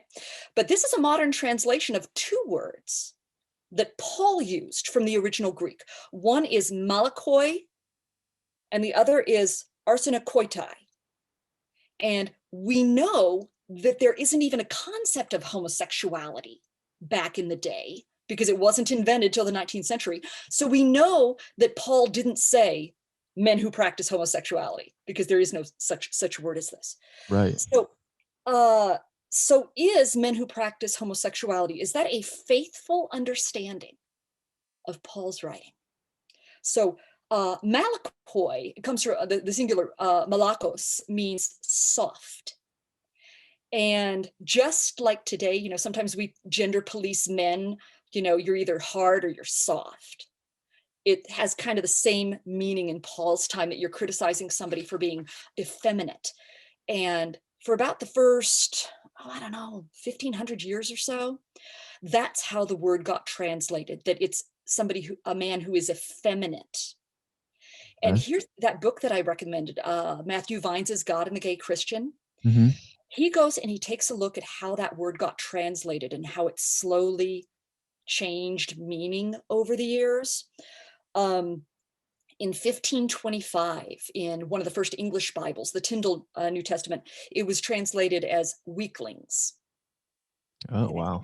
And then Calvin's, the Geneva Bible, so Calvin's Presbyterians, they said wantons, so those who are sexually immoral, a wanton. The King James Bible in 1611 did effeminate. In 1852, the James Murdoch translation said debauchers. In 1904, licentious. 1923, sensual. And what your reader sent in, the ESV, is from 2001. And now instead of weakling, effeminate, sensual, now it's combined with arsenokoitai, the second word, into men who practice homosexuality. Interesting. And if you look at arsenokoitai, your listener said that if you take the word apart into its two component parts, arsen means men and koitai means bed. And so this clearly means, men who are in bed with another, homosexuality. Yeah. That is one of the most irresponsible translations I can think of.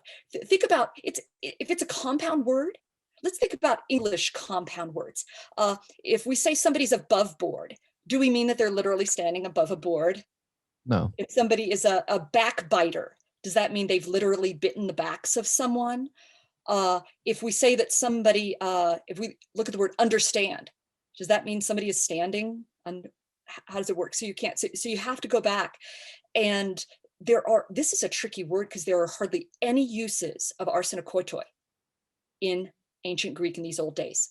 But the scholars who have looked at when it's being used in other contexts, what it seems to imply is that there's something sexual going on, but it's something that is exploitative, excessive, abusive, a violation of justice. So if it has the idea that sexual exploitation, that's not specific to same-sex sexuality, it could be any form of sexual abuse or sexual exploitation. So can we really use this blanket condemnation of same-sex sexuality?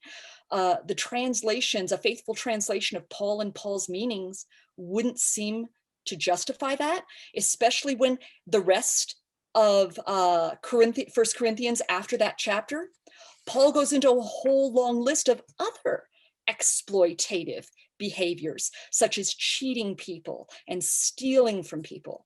So it seems to be more about the exploitation and excess and immoderation, just like with Romans, than it does about a blanket condemnation of same-sex sexuality. Right. Yeah. And that's one thing that, like, you talked about the change of that translation over time.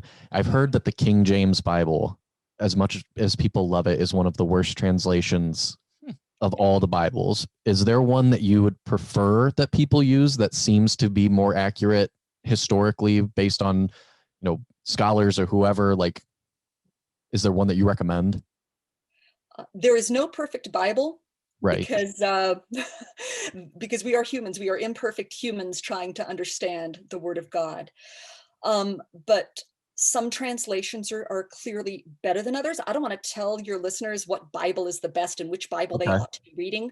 I personally will look at the NRSV, the New Revised Standard Version, or the NIV, the New International Version, as some that are reputable. There is a Revised King James Version and all. Okay. But a lot of these, just like Matthew Vines looked at how the word gets translated differently for that Malakos with soft, he does the same thing with the arsenokoitoi. And what's really interesting is that there's not really a condemnation of like this whole identity of human beings, a group of homosexuals, until you get to the 20th century. Everything like from the 15th century to the 19th, they'll talk about sodomites, that this is talking about buggerers, liars with mankind, but it's always about an act that is being condemned rather than a type of person who's being condemned. But as soon as you get to the 20th century, in 1946, the Revised Standard Version now calls them homosexuals. The Phillips New Testament in 1958 now changes it to perverts. In 1966, homosexual perverts is used in a translation. In 1973, in the NIV, one of the ones I just said that I use, homosexual offenders. And then in 1987, NAB, practicing homosexuals. Interesting, trying to get the difference between somebody who has same-sex desire as non-sinful, but somebody who is practicing homosexual is. The original scripture doesn't have any of those implications in it, but these new translations do. And we have to wonder, why the shift? Yeah. Why does it matter so much now when it didn't in these first 1900 or so years? It almost seems to me if we want to be faithful to the history and tradition of Christianity, those first 1900 years need to be taken into account. There's a much longer tradition of now, don't get me wrong. Christian churches have always proclaimed that sodomy, for example, is a sin, but the punishments weren't that big. And it was classed as a sin anyone could commit of lechery or lust alongside lots of heterosexual sexual sins that you could have. So it's always been a sin. I don't know if your listeners know this, but sodomy wasn't even explicitly outlawed by Christianity until the 12th century. Oh, geez. Wow. What's the story behind that? Century. Just the 12th century, the Third Lateran Council finally outlawed it. And a lot of people I hear today are very serious that, since, as Jesse said, if God is eternal and unchanging, then the church should not change to accommodate some new interests. So if we have many people who are coming out as LGBTQ now, we shouldn't change our understanding of Christianity to accommodate new social patterns or values. But what a lot of people who haven't studied the history of Christian church don't realize is that views on things like gender and same-sex sexuality didn't start with the church. They started in society, and the church gradually adopted them over the centuries. That's one of the arguments I've kind of had. I kind of have with Jesse was that I've struggled with the belief system of the church, the Bible, but based on the church, was because it seems like we are changing the word or the teachings to accommodate our social structures or our social changes. So if we can just change the word of God to fit what we want, then how are we to believe that it's just someone else's interpretation? You can change it at any free will just because we decided that, the homosexual community is becoming a larger thing and talked about more often. So to accommodate them, now we're going to change the word of God to accept them. And I think that kind of takes away from the belief system or what is all encompassing or all empowering of that religion. So that's been one of the things that I've always struggled with in believing is, well, we're just going to change it whenever we feel fit because that's what we need to do. So you brought up something a little bit ago about how homosexuality didn't come to term until like the 1900s or 19th century or whatever. And before that, it wasn't really talked about. So one of my questions is, do we know of, or is there any history in, it wasn't considered homosexuality at the time because that wasn't a word or created until later, but were those happenings happening? You know, were men and men in sexual relations and women in sexual relations earlier on than now? And do we believe that in the eye of God that men are only meant to be with men or women with women? You know, are men only meant to be with women, and is that something that is chosen, or is that something that is just a part of who you are? Like, I don't, and that could be outside of your study or something you want to talk about, but I was always curious in the fact of, you know, in the eye of God, were people created gay, or is that something that they have chosen to live? And is there any teachings or studies of that being something that was encompassed way earlier on in our time as far as homosexual happening, but not being a word or something for it? That's a great question. And certainly there have been people attracted and acting on that attraction since the dawn of humanity. Scientists have estimated that approximately 10% of our population is either lesbian or gay or bisexual. When Alfred Kinsey did his famous studies on human sexuality back in the 1950s, really shocked a lot of people when he found that only about 10% of people are exclusively heterosexual in terms of their desires and actions, and only about 10% are exclusively homosexual in terms of desires and actions, and that the other 80% of us have some sort of varied levels of, you know, maybe we have dreams about a sexual encounter with someone of the same sex, things along those lines, all the way up to actually acting occasionally on them, or maybe having encounters with people of a variety, you know, of genders, that sort of thing.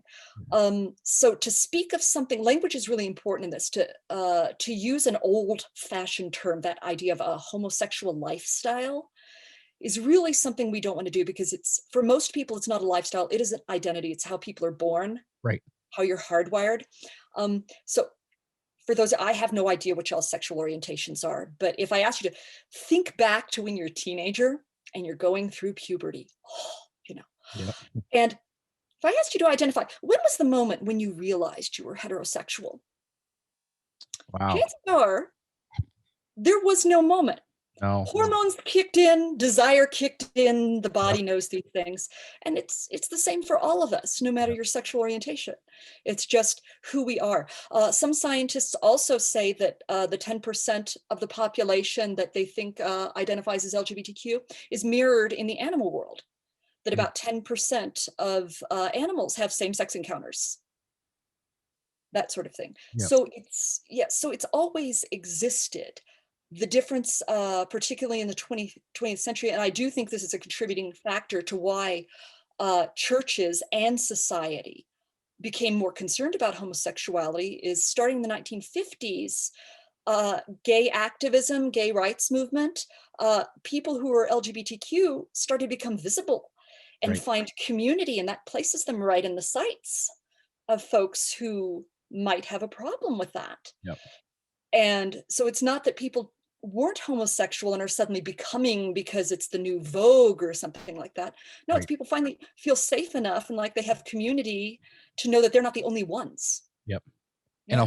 And a big part of that, a big part of the homosexuality community feeling shunned or outcasted was at some point a misinterpretation of some scripture that said that that was wrong, and we closed the door on them. And then now it's, people are able to be so much more vocal now with social media and stuff, you know, and we're more accepting of things. So it seems to a lot of people like it's a newer thing, or it's a newly accepted, when it really never wasn't. We just made that choice for people to make it not accepted on our own decisioning, you know?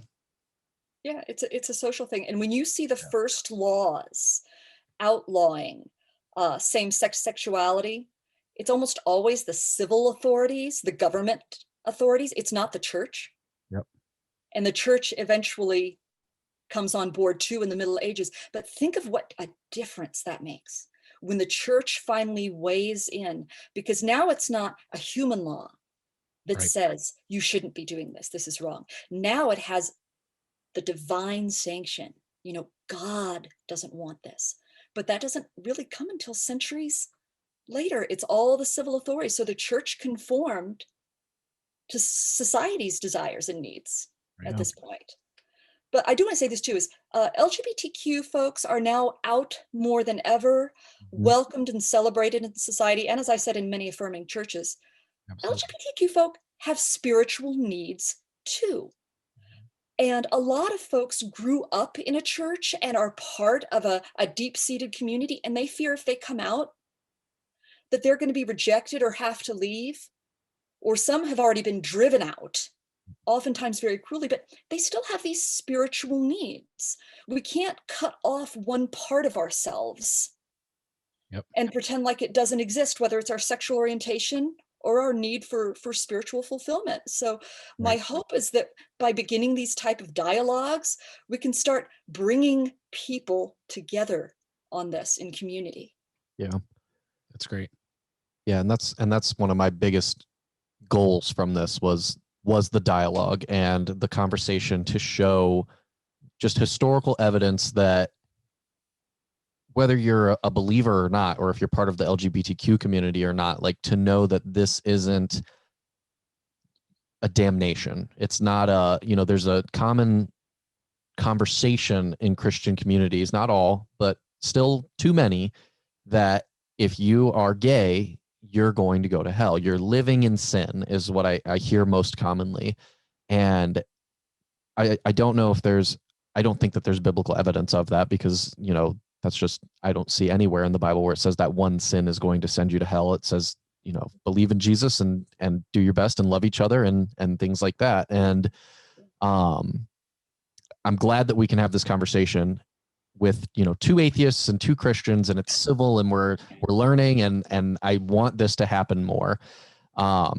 Is there anything that you would say, being a believer, for people that have been spurned because of this, that you could, you know, maybe, I mean, I know you don't have all the answers or anything like that, but just like maybe there's some type of historical evidence or just something that you've learned in your own personal life of acceptance, like you and I have, for LGBTQ members who maybe aren't in the church, that we want to bring in, that, you know, can feel that acceptance and that love again? Certainly. Just that there are many denominations, many congregations who are just waiting for you to walk through the doors. You will be welcomed with open arms. Don't consider the message of some Christians to be representative of all Christians. My own denomination, the Episcopalians, are an affirming and welcoming church. Many of the different segments of the Lutheran churches are Church of Christ, Metropolitan Church. It all depends on the church. A lot of us Christians do what we refer to as church shopping. Yeah. It sounds really trite, but you want to visit a bunch of churches until you find that place where you feel at home.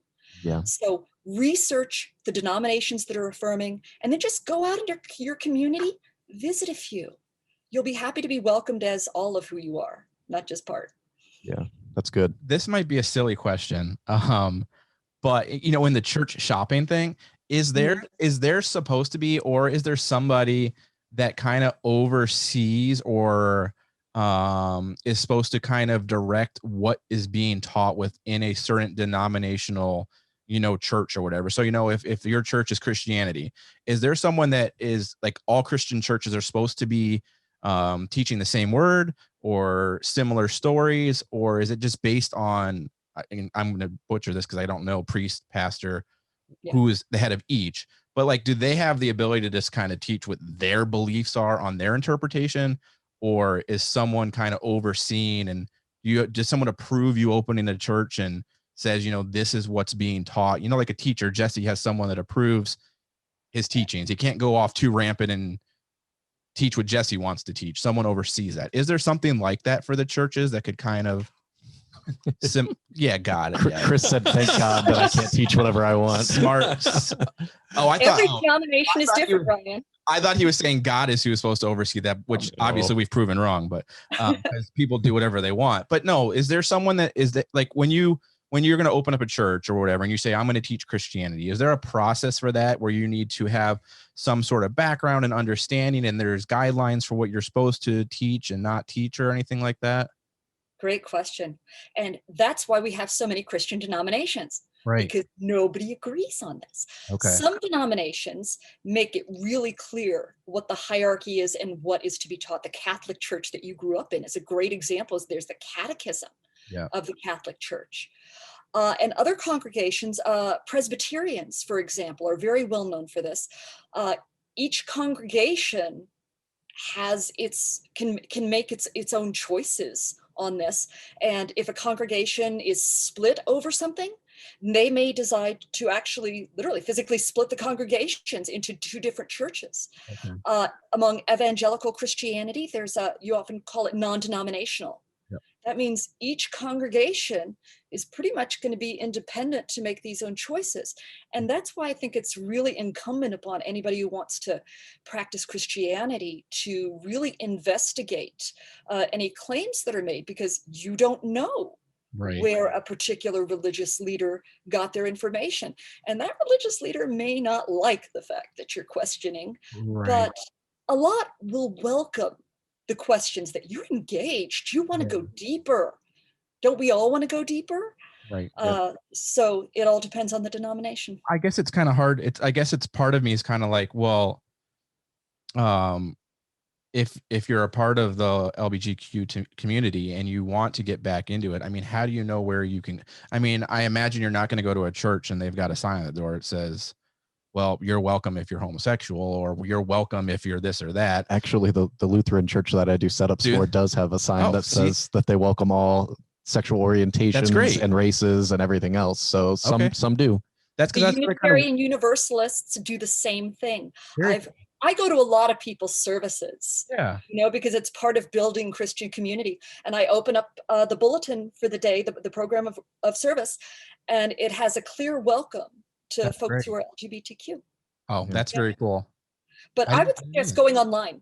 Yeah. Because there are groups that you can find online which will clearly tell you this is a ministry that our denomination does that's specifically geared to LGBTQ folks in a positive, affirming way. There are groups like that within Catholicism. Nice. Within the Episcopal Church, with the Lutheran. Yeah, you just have to do a little investigation. We will definitely do that. I'll put that on Jesse's to-do list so that we can share within this episode for the people listening that fall within that category, that these are some places that are accepting and to be able to go to and know. Because I know I can save Jesse a little work if you want. Oh, you know some? Yeah. I have a couple for the Catholic Church. Integrity is the one for the Episcopal Church. But yeah, I can just share them, and that's perfect. We all need to save ourselves a little time, don't we? Yeah, no, that's great, because we always like to be able to present any sort of information like that we can. And let me write this down. Yeah, I appreciate that. That's awesome. You guys got any more questions? Man, no, I just wanted to commend her on her eloquency, because I think it's evident that she is definitely a professor, because she knows what she's talking about. She speaks so passionately about it, and it's great she's very easy to listen to. It's easy to get lost in the conversation and to hear her out, even for something that I'm not as heavily versed in. I second Chris a lot. I know we've kept you for a while, I think over the time that you had allotted us, but I really appreciate the information that you've given, because to second Chris, it's not something I have followed in a long time. It's something I used to have a strong interest in until I had, some hiccups along the way, but it was great to hear and to have stuff to back up, and it's not just opinions, and you are very well versed in what you're talking about. So really appreciate you taking the time to come on and talk to us. I appreciate y'all's interests. And just to be clear, I do not have all the answers. I've just got a lot of information. And if I can inspire anybody to just sort of question what they think they already know and dig a little deeper, Absolutely. then my work here is done. Yeah, that's really important, though. I mean, I don't think anybody is ever going to have all the answers or be all encompassing of everything. But you've done the research and you have the background, and it's a reputable source, as we've talked about earlier. Knowing where we can go, where we know that we're getting information from someone who has taken the time to investigate it or study it, and it's not QAnon or something like that. You know, we're not getting it off a meme on Reddit. Like you're very educated. You knew the information as we were asking it. That, you know, you're very well versed in what you talk about. So that makes it a lot more. I don't want to say interesting, but beneficial. Beneficial, and I feel more engaged because it's understanding that you know. So I got a side question for you. What's wrong with QAnon? I'm sorry. I'll talk about that offline. But yeah, Lisa, I appreciate you coming on, answering a random email from somebody who said, "Hey, can you come on my random podcast?" and putting it together and making it work. I really do appreciate it. I checked y'all out ahead of time. Trust me. Oh gosh, and you still came on, so that's even better. No, but this is something that has been very near and dear to my heart for a long time. And your essay that I read gave me a lot to think about and to go back on. The podcast that you gave me, and you know, the conversation that we've had now. So I do really appreciate it. This is something that has brought more information to me so that I can, you know, further and aid my beliefs and conversations that I can have moving forward. I know of a lot of people that don't typically listen to our show that are looking forward to listening to this episode with good and bad intent on, you know, having decent conversations and nitpicking and attacking every point that you've brought up. And I either way, I just hope that leads to good outcomes, you know, for people and for God and witness and all of those things. So I do appreciate you coming on. It means a lot. It was my pleasure. Awesome. Well, thank you so much. Any final thoughts or anything you want to provide us with before we let you go? I mean, I know you've given us an abundance of information, but I'm sure we have links or something that we can maybe share for your work that we can get, and we'll make sure we post that with episode information and stuff like that. Other than I love the Stranger Things paraphernalia you've got behind you. Absolutely. Yes, and do I see the Millennium Falcon back there? Yeah, and, lots of goodies within our studio space. We share a lot of common interests. I will Very cool. I have found my tribe. Very cool. No, we appreciate it. It's awesome. No, happy Pride Month to y'all. Yes, yeah, to you as well. Absolutely. Yeah. All right, Lisa. Thank you so much. We appreciate you. Have a good evening. Bye. Bye. Okay. Just a quick pee. Swung down, line to deep left field. It is gone!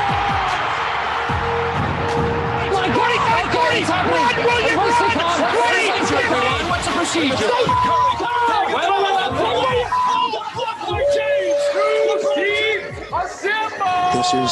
I'm the rock, paper, scissors king. Don't ever try me. Right. So with that being said, we're going to do Hollywood Report. Yep.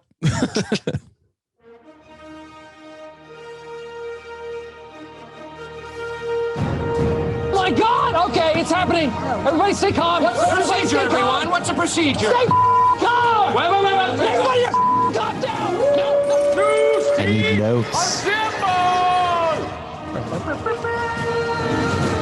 Christopher, Hollywood Report, Kessinger. We used all our preparation on Lisa's segment. Yeah, we did. It's a shit show right now. Hey, that's all I was worried about is our fabulous guest. Outside of that, we just kind of wing it like normal. It was an awesome interview, though. She was fantastic. Appreciate her being on the show.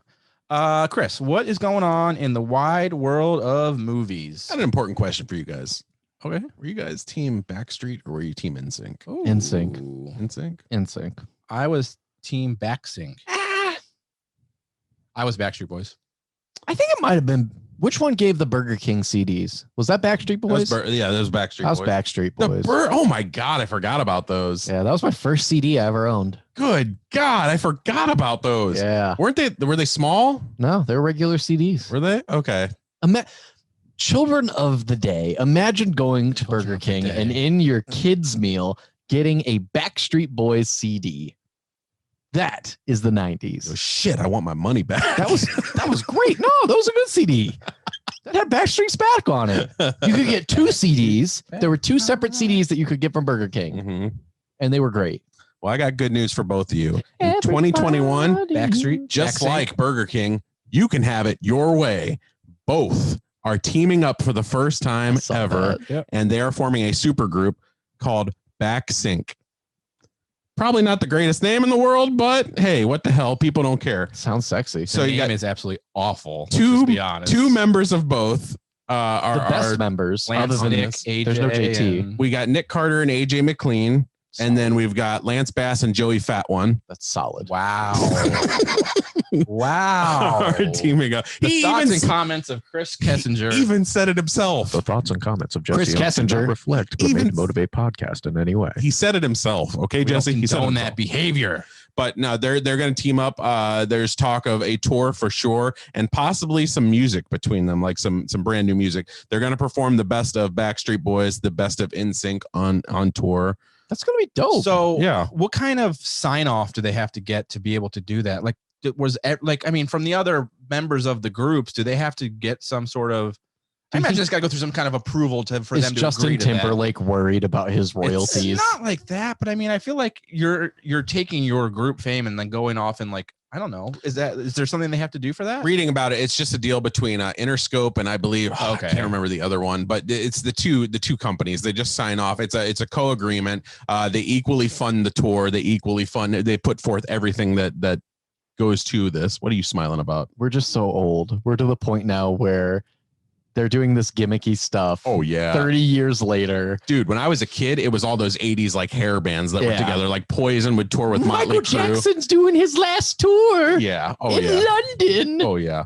Jeez. I was somebody who was a bigger NSYNC fan. I'll say that. But this is an interesting idea, especially because the 4 members involved, they're really not doing anything. Let's be honest. So this, I mean, they're going to sell out tours. Yeah. Women, screaming girls are going to go and see this. Wasn't Lance supposed to go to the moon? or Screaming something? women. There will be no girls there. That was the big. That was the big joke a Wasn't long he supposed time to go ago to that the he was moon? going to be an astronaut. Yeah. I was Team Backstreet Boys. I saw both of them in concert, but I once used a Backstreet Boys concert to woe the love of a girl I had a huge crush on. What was her name? I'm not going there. Why are you going there? Her name is Jessica. Jessica what? Jessica. It was would her be name. Jessica. Jessica's such a But, Backstreet Boys name. This Facebook. girl I had a huge crush on, very end of middle school, early freshman year of high school, and my dad got us through his job. They had a suite at the Gund Arena, so it was super close to the stage. You had like all the food and drinks you could eat, all that kind of stuff. We got a limo, took her to the show. Oh, big spender, huh? Stayed the night at my Look at dad's this house. guy. Oh man, it was. Stayed the night at your dad's house. Oh yeah, Oh, it okay. was. It paid off. It was legit. I was like, man. So, Backstreet Boys. That's the difference dabbled. between me and you. You wooed a girl with Backstreet Boys. I wooed a girl with Les Miserables. Oh my gosh. Wasn't Yeah. the Russell Crowe version. I think I got the better was end of that not. deal. Jeez. But yeah, the tour is looking at sometime in winter 2021 to 2022. Okay. They're going to do like arena tours basically. Wait, winter 2021 to winter 2022. You think they'll come to the gun? Like, you know what I mean? Like they the released start, the- start of 2022. Have they released the schedule? Are they coming to the Not gun? yet. No, right now it's just being talked about. And the guys are in talks right now in terms of what they're Are going any to of you do. guys gonna go? Will you go? I'll go. If it comes to Are we gonna go? Quicken Loans, not the Podcast gun. night out. How much are tickets? That's It doesn't matter. Are you gonna go? That it does matter. If tickets were free. Oh, I'd go. Yeah, for free. I'd go. Okay, so you would have interest in going, just depending. I'd go as long as it's for not like, $50 or less. Let's do it. I ain't paying $100 Let's for do it. I'll go for 40 or less. 220s, I'm there. Podcast night out. We're gonna go see Backsync. In other news, Okay. Other news. one of the biggest advocates against Netflix is now teaming with them, and that is Steven Spielberg. What? Steven Spielberg, who in 2019 was one of the primary arguers saying that Netflix films should not be nominated for Best Picture. You know, any film that's not shown in a theater should not be nominated for Best Picture. I agree with that. Is now working on board for them. He's hurting, huh? Yeah, he has signed a $50 million deal. Sheesh. Amblin Pictures, which is his production company, the same one that did E.T., the same one that did Stand By Me. they have signed on board with Netflix to produce a multi-picture deal. Doesn't say how many that is, just multi-picture, so at least 2. Guys, many questions to this. The first one I have is this a bit hypocritical by Steven Spielberg to go this stance? Absolutely. If he was so vocally against it, he's obviously hurting for a deal or something. So I think it's hypocritical. Absolutely. I think it's 100% hypocritical if he makes a great film that he wants to be Best Picture. If he's just making movies for Netflix, I don't think it's that bad. But if he makes something great and it gets nominated and he accepts that award and doesn't have anything to say about it, then yes, he's a huge hypocrite. Yeah. My second question is, so now that Spielberg has signed this, do you think he has looked at it and went, well, okay, Netflix has 200 million subscribers, and that is an accurate number. Do you think that he's looked at it and goes, man, this is a legit, argument in the conversation. Like, they're a legit game in town. Maybe now it's my time to take my ball and go run with them and have that many people see my movie who otherwise probably wouldn't in theaters. So Jesse's in agreement with him in the aspect of if it's just straight to Netflix, it shouldn't be allowed to be nominated. What does it go into Netflix matter? I mean, what does that take away from the film just because it's not in the theater? Just to go along with what you're saying and whether or not it makes a difference. Like, what's the issue with that? I don't think it takes away from it being a film by any means. I just think that is a dangerous territory to take away from theaters, which is the backbone of all of these award shows and stuff. So I just don't like the precedence that it sets, like moving forward. I see your argument, but the problem with that though is it's the theaters that doesn't want to sign off and pay more money to get those films. True, but it's their own it's demise. hard for them to compete against Netflix though. Netflix has become a powerhouse. Oh, for sure. Yeah. I feel like it's not so much of a willingness, it's a muscling. They can't keep when I turned 18, I went up to a casino and I had $150 and I went up to the blackjack tables and there were fuckers up there with $3,000 and they just bet me off. Yeah. They weren't better than me. Yeah. They just intimidated you. They were the big stack bully. They bet big time and there was nothing I could do and they weaseled me off the table. Yeah. And that is what Netflix and these major companies are doing. And I don't want to see theaters die. There's a lot of nostalgia that has already been lost from the theaters when you lose film and certain aspect ratios and these things that were classic.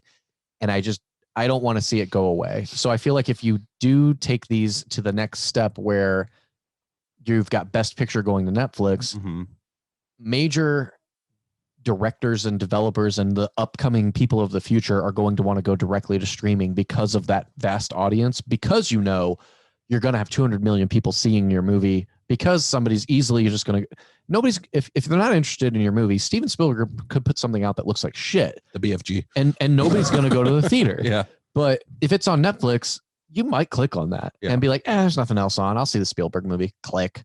And it's free. And I just don't want that to become the norm. It has nothing to do with it being Best Picture. It's just the danger it poses to theaters that I don't like. Think they should create a separate category that's for movies that go direct to that, or maybe an award show that's for movies that go direct to? Because this is your question. I mean, I just feel like I get your point because I agree. I don't want to see theaters go away, but I also think that if I create this amazing work of art in the genre of film, that I should be eligible for an award that's for a film. And some context to that is either you do include them or they're just forgotten about altogether. Well, right now it has to be in a theater for a certain amount of time. I don't remember what it is. I think it's only like 2 weeks. Yeah.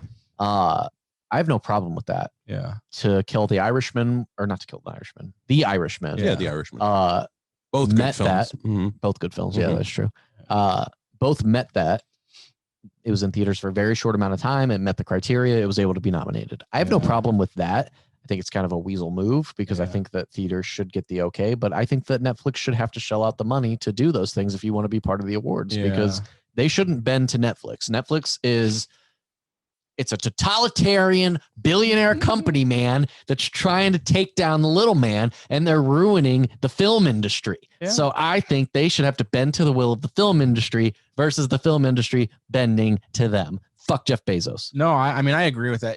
Do we know, did Netflix approach Spielberg for this deal, or was it something where he presented it to them? I don't know who approached him. Yeah, I just know he signed. Yeah. So he signs a deal with them. He's going to create these films. At that point, I guess it comes down to what is more important to him. Well, do I care more about just making some films, putting them on Netflix and making money? does he really care that he's not going to be He's sold nominated out. for a grant? Yeah. No, that's what he's I sold think out. so, He's too. at the end of his career. Yeah. He hasn't made Money grab. anything. I mean, when's the last time he made something that was really revolutionary?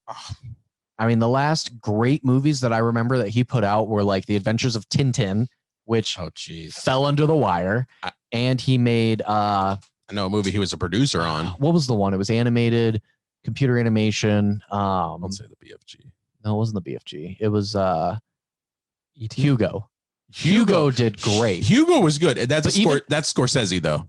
Hugo Scorsese? Scorsese, I yeah. thought that was Spielberg. No, it's Scorsese. Well, So shit, these are that's gonna why be you're the movies that full he's freak the and not me. producer on, or these are movies he's The writing? movie he's a producer on, I know one. No, what these new ones are though. So He's gonna be well, what? it's just his company, so I mean, he doesn't have to Okay. be a director on them. Okay. Yeah, it's just he owns Amblin Pictures. So it's just a deal with Amblin Pictures Yeah. and Netflix. Yeah. Understood. Uh, You know he was from Cincinnati? no, Spielberg? no, I did not. Yeah. No, I did not know that.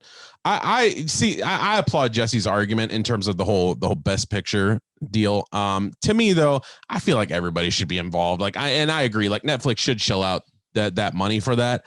But at the same time, if it's great art, it shouldn't just be forgotten and swept under the rug. To me, I always look back to 2016 Beasts of No Nation starring Idris Elba. That is a film that was Idris. definitely one of the 8 best films of the year that year. And I still stand by it. Anybody that watches that film, the production, the sound, the acting, everything is raw. Everything is thrilling and enthralling the whole time. I feel like that film should have been nominated. And the fact that it wasn't, total tragedy. I have that movie at home and I still have not watched it yet. Oh man, it's not an easy sit. I'll say that. Yeah. But I guess, I don't know. I see this as a business move for him. I think he sees the decline in attendance at theaters. Mhm. And granted, he could try and help that by putting out great films and putting them in the theater, but ultimately at the end of the day, it's a business move. The man has created some phenomenal works. no doubt. You know, it's not like he's some bum that's just like, hey, I'm going to take advantage of this. I mean, he's earned his keep. He's earned his right in the industry. Yeah. It's I just a hard struggle pill with to that. swallow. I struggle with that just because he is such a big name.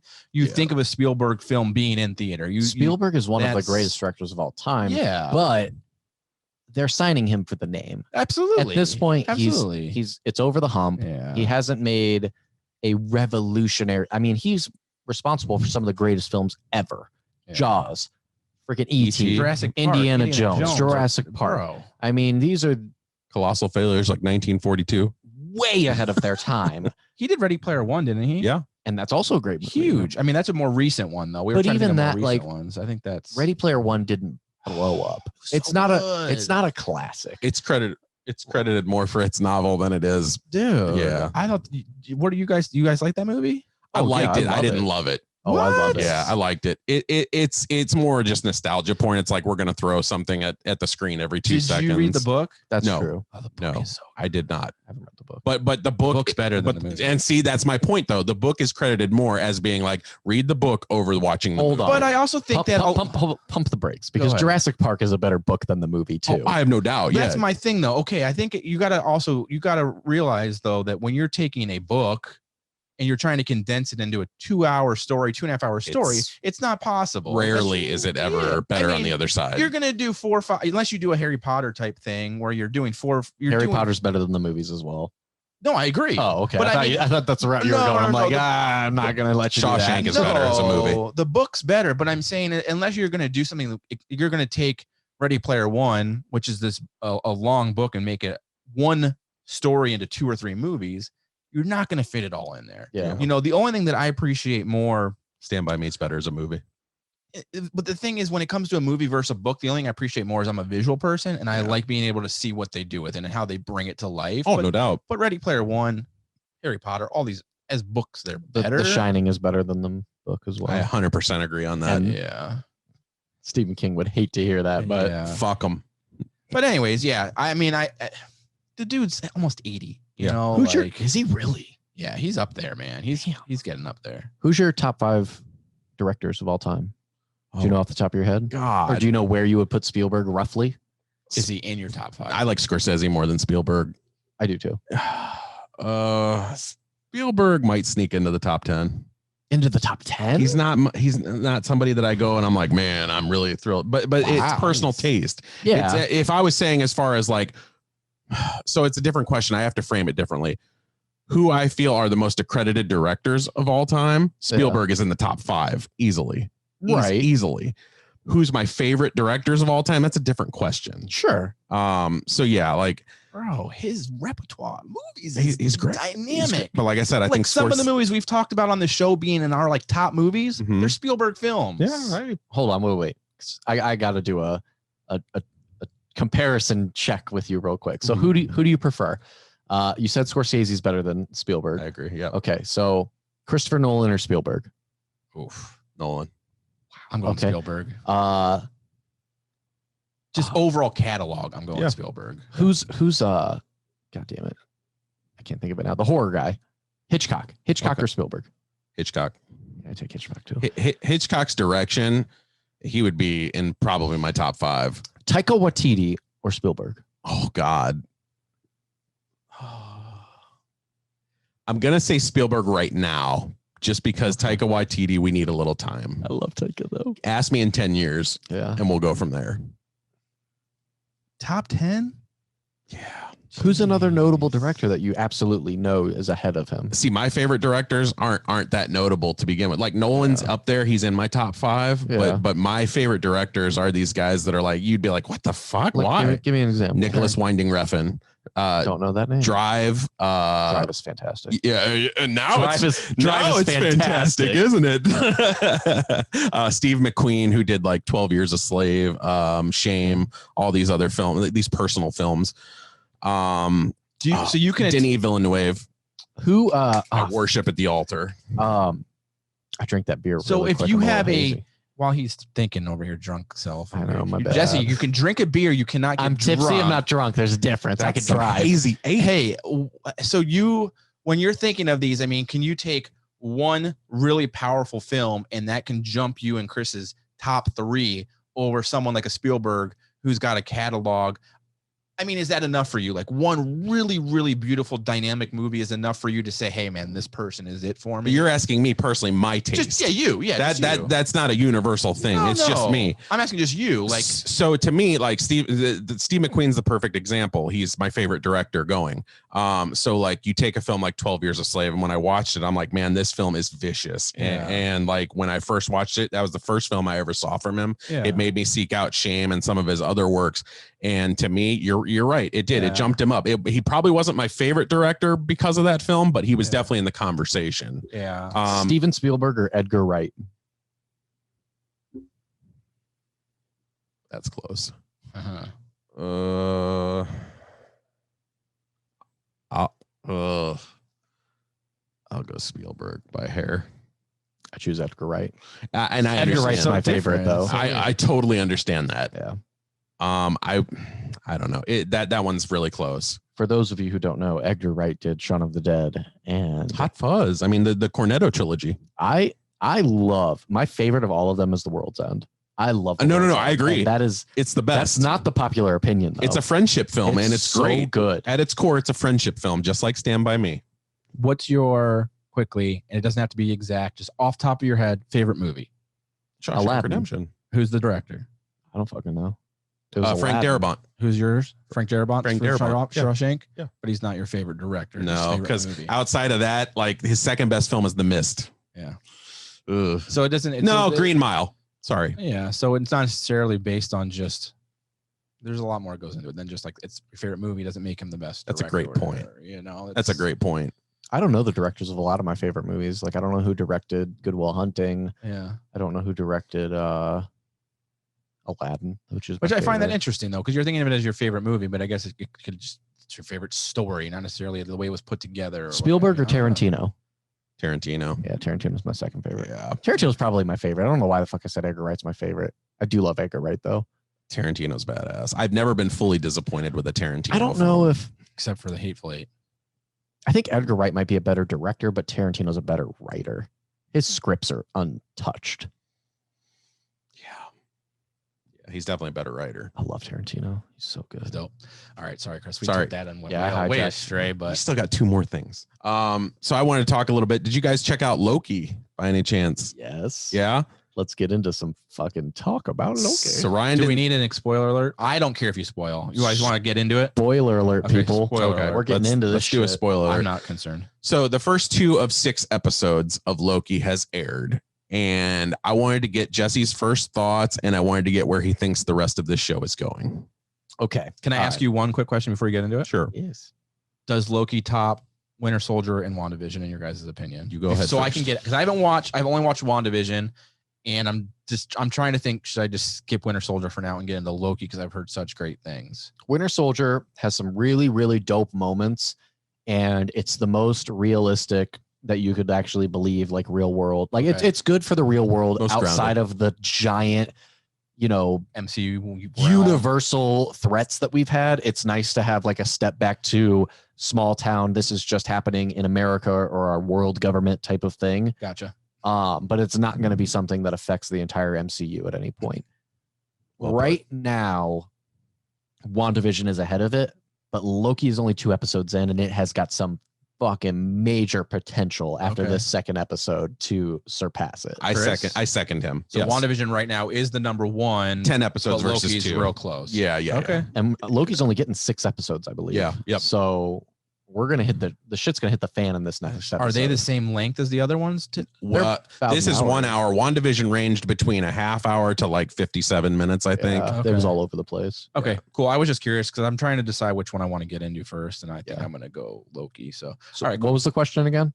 I just wanted to get your first interpretations of like the first 2 episodes, how you feel about it. Obviously, you've kind of already answered that, but Yeah. just kind of go more in detail about why you like it, and then where you think it's going. Just theories, maybe. Okay, so I really like it because I think that this is a culmination between it and WandaVision in setting up the next phase of Marvel. where does it take place? What timeline or whatever is this taking place in? Well, time moves differently in the TVA, Ryan. It's true. So okay. let's give a brief rundown real quick, just for people that don't know. So like the plot of this story is right after the events of the Avengers, the 2012 Avengers. Okay. Loki's arrested. He's taken, and then he disappears with the Tesseract. Yep. The Tesseract transports him to another land. Right. He ends up in the desert somewhere in the middle of nowhere, and then he is taken hostage by these soldiers, Timekeepers. timekeepers basically. But they're the TVA. Okay. They control all time, every The branch Time of it. Variance Authority. Yeah. Okay. So anytime you have like, the Spider-Verse and all that, Yeah. they're in charge of all that to make sure everything in every event is in sync like it is Wow. supposed to be. So that's It's what so complex. right. This is the second tier. I feel like this tier of Marvel is going to expand on that more. I think this is what this whole thing is going to revolve around. Jeez. Okay. So go ahead. So at this point, he basically sees this whole world, and they're telling him like, hey, you have deviated from the sacred path. We have these godlike beings that are the timekeepers, and they are basically saying, we are keeping in track with the sacred timeline. So there used to be all these different branches, kind of like how when Hulk went back to the bald woman from In Endgame. Doctor Strange, I don't yeah. remember, and he wanted to take the stone, and she was like, if you do that, you're going to put off this branch. Yep. Their job is they don't want any branches. Keep it all in line. These 3 timekeepers, who we have not met yet, are the sacred keepers of a timeline. They've determined the correct timeline, and anything that deviates from that, they go in, basically clip that problem, and then they reset the timeline so that things don't go out of chaos. Loki was one of those things, but they then find out that there is a variant, is what they call them, who's ruining the timeline all over and killing a bunch of their people that they can't catch. Right. And they tell Loki, it's you. Yeah. You have to help us catch yourself. It's him in another time. right. Okay. So then, and I don't want to get into major spoilers Yeah. because you're going to watch it, but Yeah. he ends up finding this person who is him, and we have yet to see what their plan is. But it's all about him trying to help catch that and stop this thing from happening. And we're kind of seeing the mystery of, we don't really know. Like, Yeah.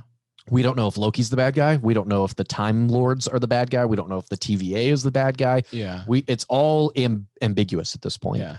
But to go back to what you said about moving forward, I think that between this TVA and WandaVision, seeing her ultimate power and her ability to change realities, and now seeing the TVA and these alternate timelines that can come into place and the branches that could come out, which inevitably will. I think that these two things will lead into the multiverse of madness with Doctor Strange.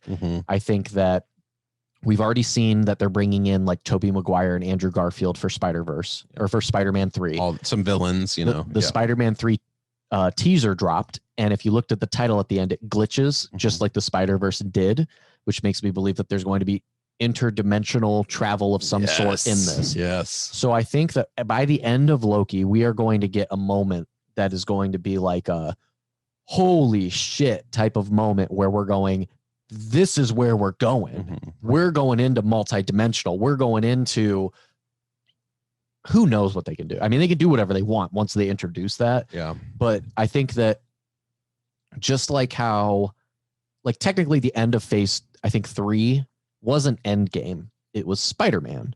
Spider-Man was the last movie. Even though everything big that we had built up to was already done, Spider-Man was the last episode of phase 3. Far From Home. And it didn't make sense because there wasn't a huge, it's just kind of like there. It didn't build on anything. It didn't create anything. Now we're moving into phase 4 and you have these TV shows that are introduced. And I think that they are going to be the thing that really sets off. I think all of phase 4 is going to be interdimensional, different timeline, crazy, catastrophic stuff. I think that Kang the Conqueror, who's been introduced, who's a time jumper. I was going to touch on that. Yeah. I think that he's going to be the main bad guy. And that will be the end of phase 4, is stopping this guy and bringing everything back. But along the way, we're going to see the power of Doctor Strange. We're going to see these other dimensions. We're going to see different crossovers. We're going to possibly get our mutants. And there's just going to be a lot of, like, comics are crazy for this same reason. Like, they're just out there. And I think that a lot of that craziness from comics that we're always like, well, at least they, you know, keep it grounded in realism is going to be gone. And we're really going to get crazy with the MCU finally. So part of what I love about this show, the initial interpretations to me, like a few of the key elements that I think makes this show possibly better than WandaVision one day is that, first of all, it's the performance by Tom Hiddleston. He's great. For one. Like he was born to play Loki in his sleep. Okay. He instills a compassion and an empathy to the character that, granted, we saw a little bit of in movies like Thor Ragnarok. You know, it was there, it was hinted at, but we're fully exploring it in these hour episodes for sure. The second thing is, with the exception of Endgame and Infinity War, respectively, I don't feel like there's ever been a movie/show in the Marvel catalog that has had as high of stakes as Loki does. Now, think about this for a second. You are playing with timelines. You are playing with history. Therefore, you are corrupting the future, too, at the same time. And that urgency comes across in the filmmaking, for sure. To me, it's constantly there. I think it helps with the pacing. Other Marvel shows before, I've said, like, that hour feels a little long. I would like it if it was maybe like 40 minutes or somewhere around that area. It's only 2 episodes, but each episode so far in Loki, I've never been remotely bored. It's been urgent. I've never been remotely disinterested. I have been glued to the TV every time I've watched it. And I feel like those stakes are a reason why. And that's the thing, is I think that, like, what they've done so far with this show has gone, because after Thanos, it was always, the question was, where are they going to go from here? Are we going, you know, what's the next big bad guy? Are they going to do Doctor Doom? Are they going to introduce Galactus? We heard about, you know, Fantastic Four coming into it. Are we going to have one of these major bad guys come into play?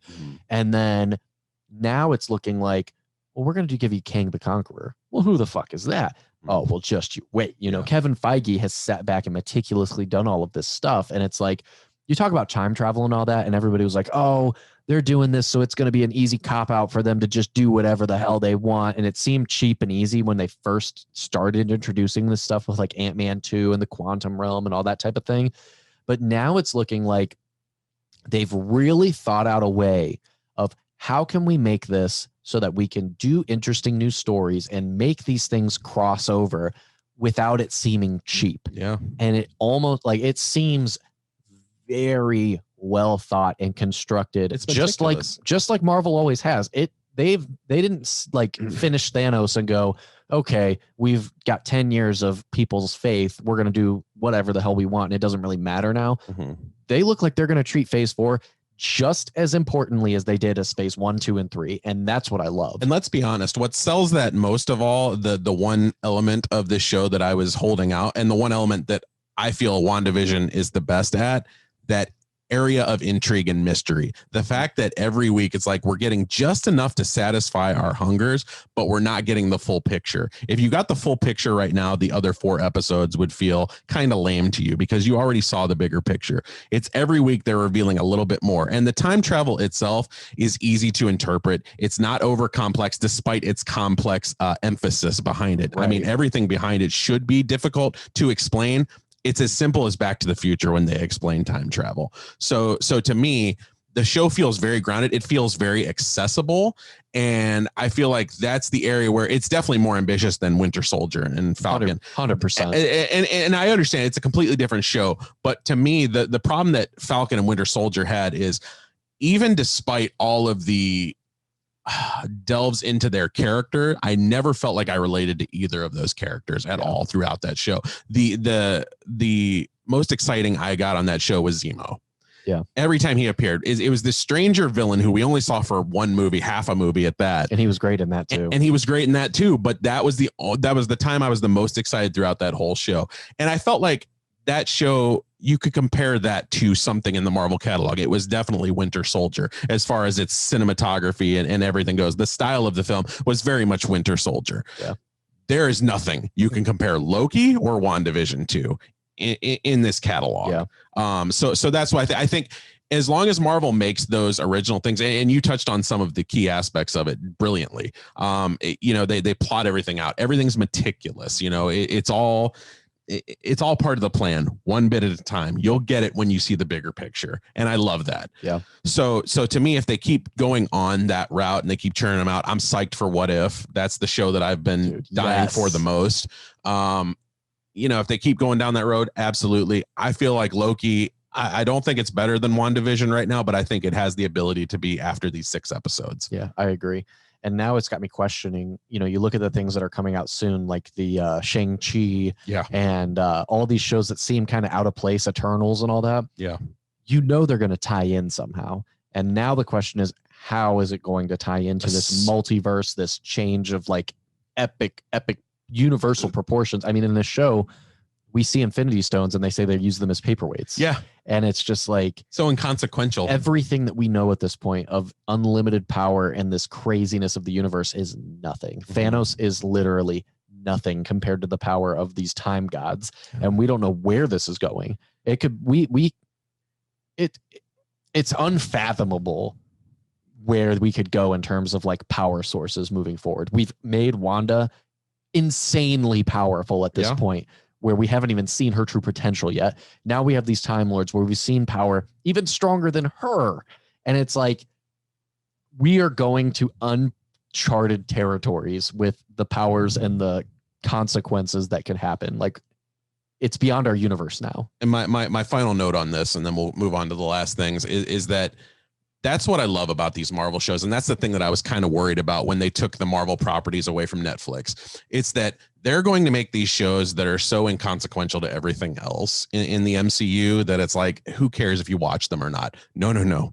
You very much have to watch these shows. Yep. Remember, we were worried about that initially. Yep. You very much have to watch these shows. And if you don't, you're going to be lost when it happens someday. Yeah. And I wonder how much that's going to tie in. I can't imagine that it won't, but I do think it's going to be kind of weird for an average person if they do go into Doctor Strange and they see like Loki popping out of the sky with, a doppelganger, and they're going to be going, what the fuck? Right. I wonder how they'll handle that. Yeah. But I have no doubt that they're going to handle it some way. Very well put. Quick question. Yeah. Loki. Yes. Hero or villain? He's kind of anti. He's just that in the middle. Like, to me, there's still villain qualities about him. And that's what I love. The show doesn't abandon that. Like, he's still very much like, you can't trust this guy one bit. But there is redeeming arcs about his character. Once he's seen the future, once he sees like the events of Ragnarok, for instance, when their planet gets blown up, or when his mother and father die, like he very much opens a key to his soul and he empathizes in ways that he never has before. Yeah. And that's one thing that I liked is like, you do see him when he sees his mom die and then Odin die, and he's very upset by that. And then later on, you see him find like a file of like, because they keep all the events in a time file or whatever. Yeah. And he sees the file of Ragnarok, and they're like, yeah, I'm really sorry about that. He's like, yeah, whatever, I don't care. Like, and he just moves past that. So like the world exploding doesn't matter to him, but he cared about his family. Yeah.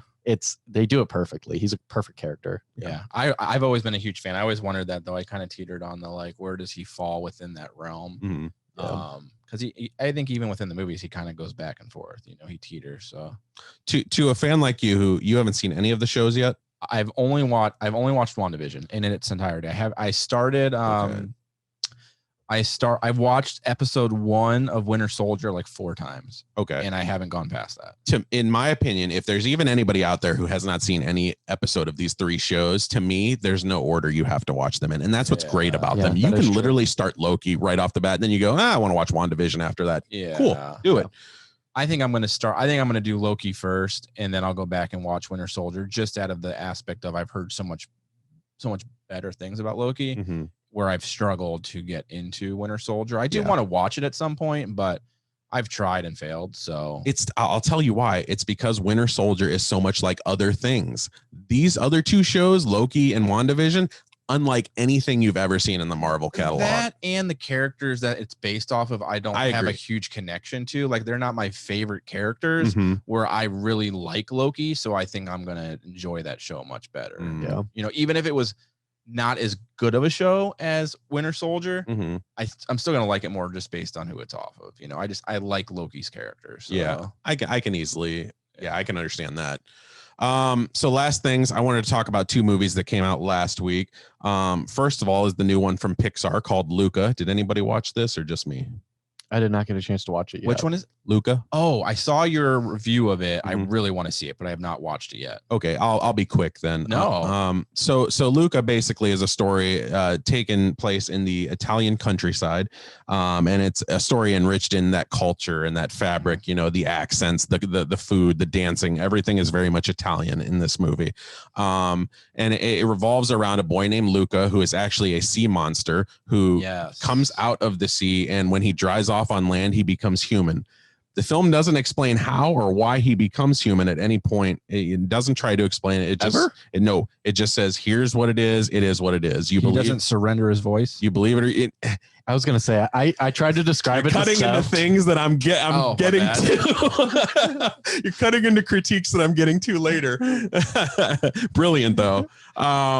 So yeah, and what happens is when he's on land, him and his friend Alberto, they enter a race or a marathon rather, 3 different events. It's like eating, cycling, and swimming, I think is the third one. I think so. Triathlon. Yeah, a triathlon. Good call. Yeah, I'm an idiot. He's an idiot. So they enter that in order to win a Vespa. They want to win the money for a Vespa, and a Vespa is their way of escaping. Show is so Italian. It's so Italian. It's encloaked in it. I love it.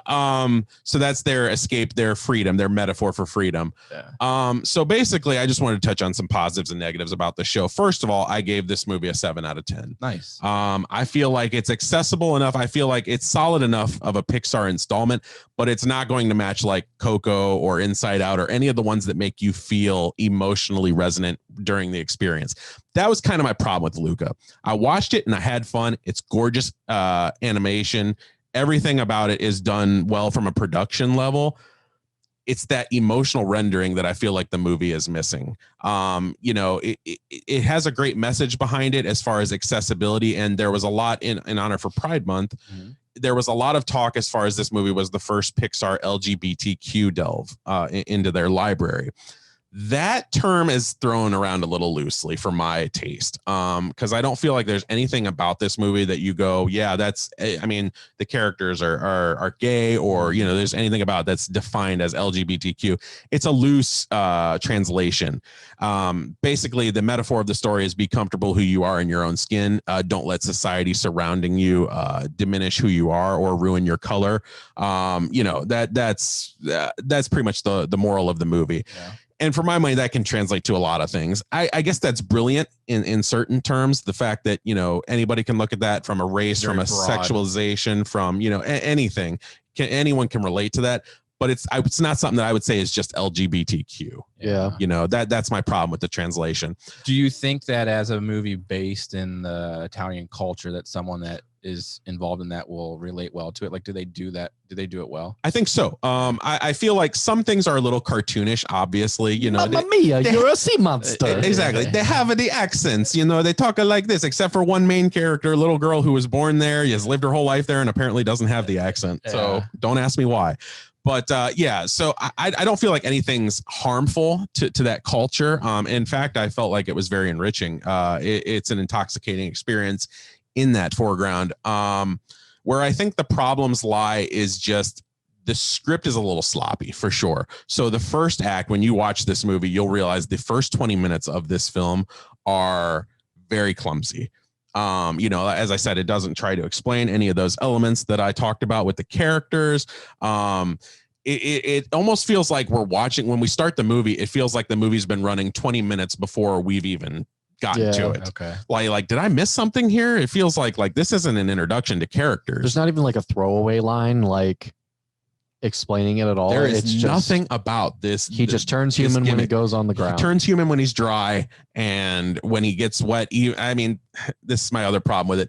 When he gets even a little wet sometimes, and he turns back to sea monster. Yeah. But that's inconsistent too. The rules are very inconsistent, which is another problem I have with it. So one big problem I had is, you know, he goes in water and we see him turn back into that sea monster, but they don't account for the sweat when he's riding on a motorcycle or when he's exerting physical. Is it only salt water that does it? Sweat. They don't salt say. water, Well, I know, but I mean, is it only like water from the, because I've seen in the preview, like he's in a boat or something and he gets like splashed and like his face turns and he like tries to cover it up.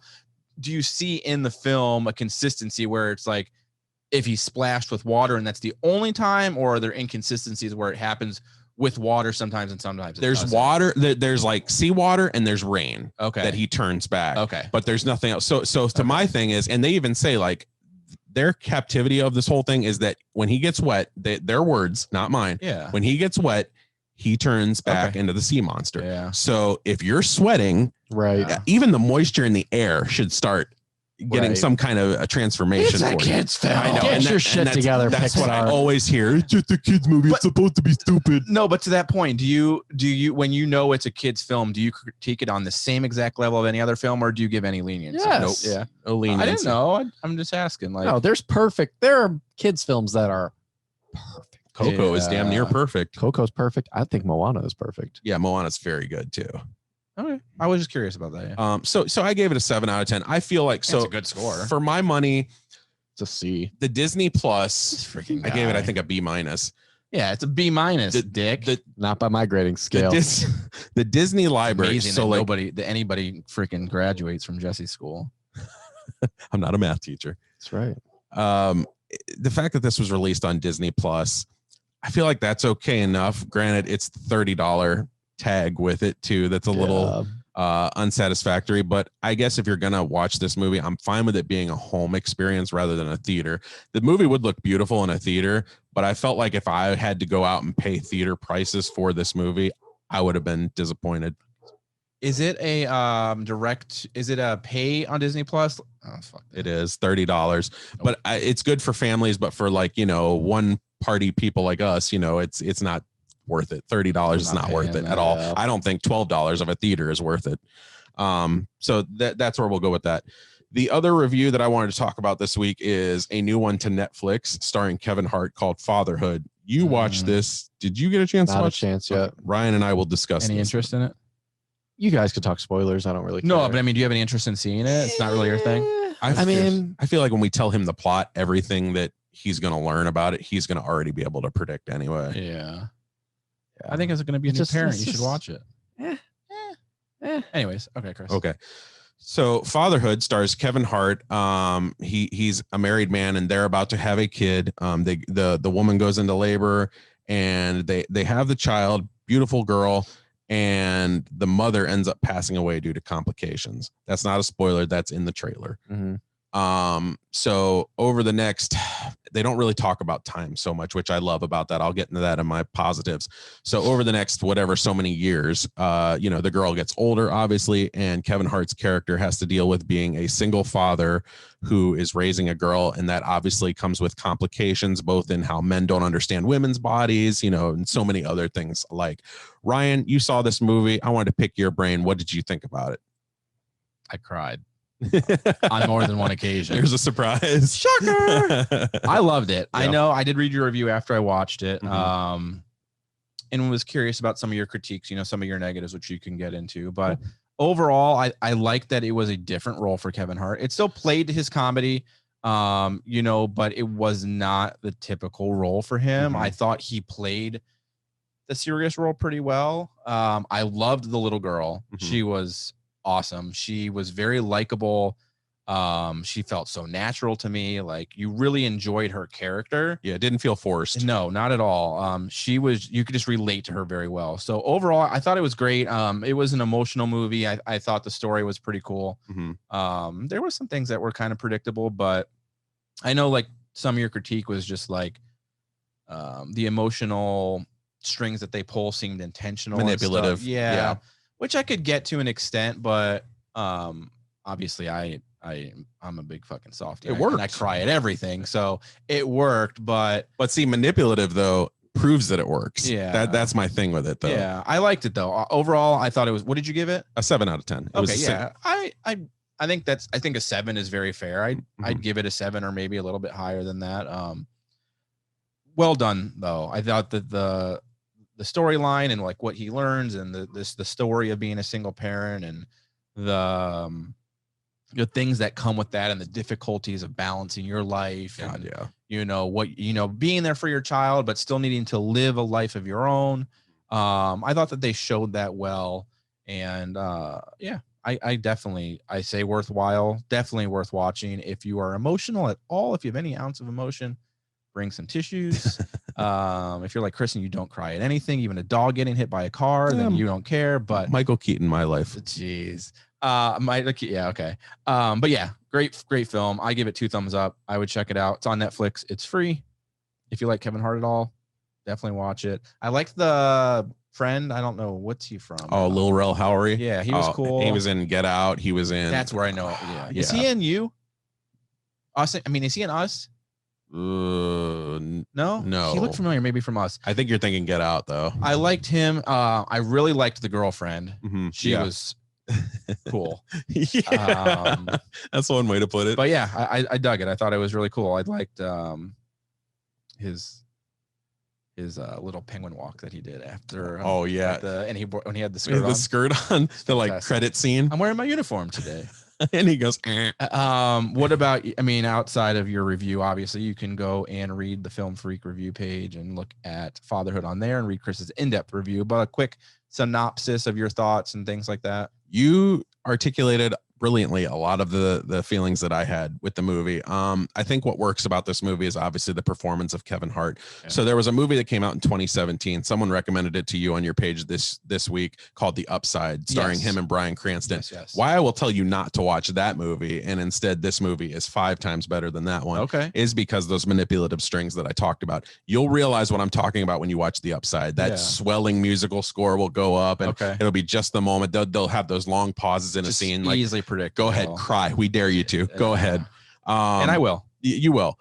But I feel like in that movie, Kevin Hart was still the comedian. They wanted him to do drama. It's a drama first movie, but he was a comedian first too. In this, he fully commits to the project. There are still some funny lines here and there, but he knows when to scatter them out. And I think that has a lot to do with the direction too, not to compromise the integrity of a scene or the tonal capacities.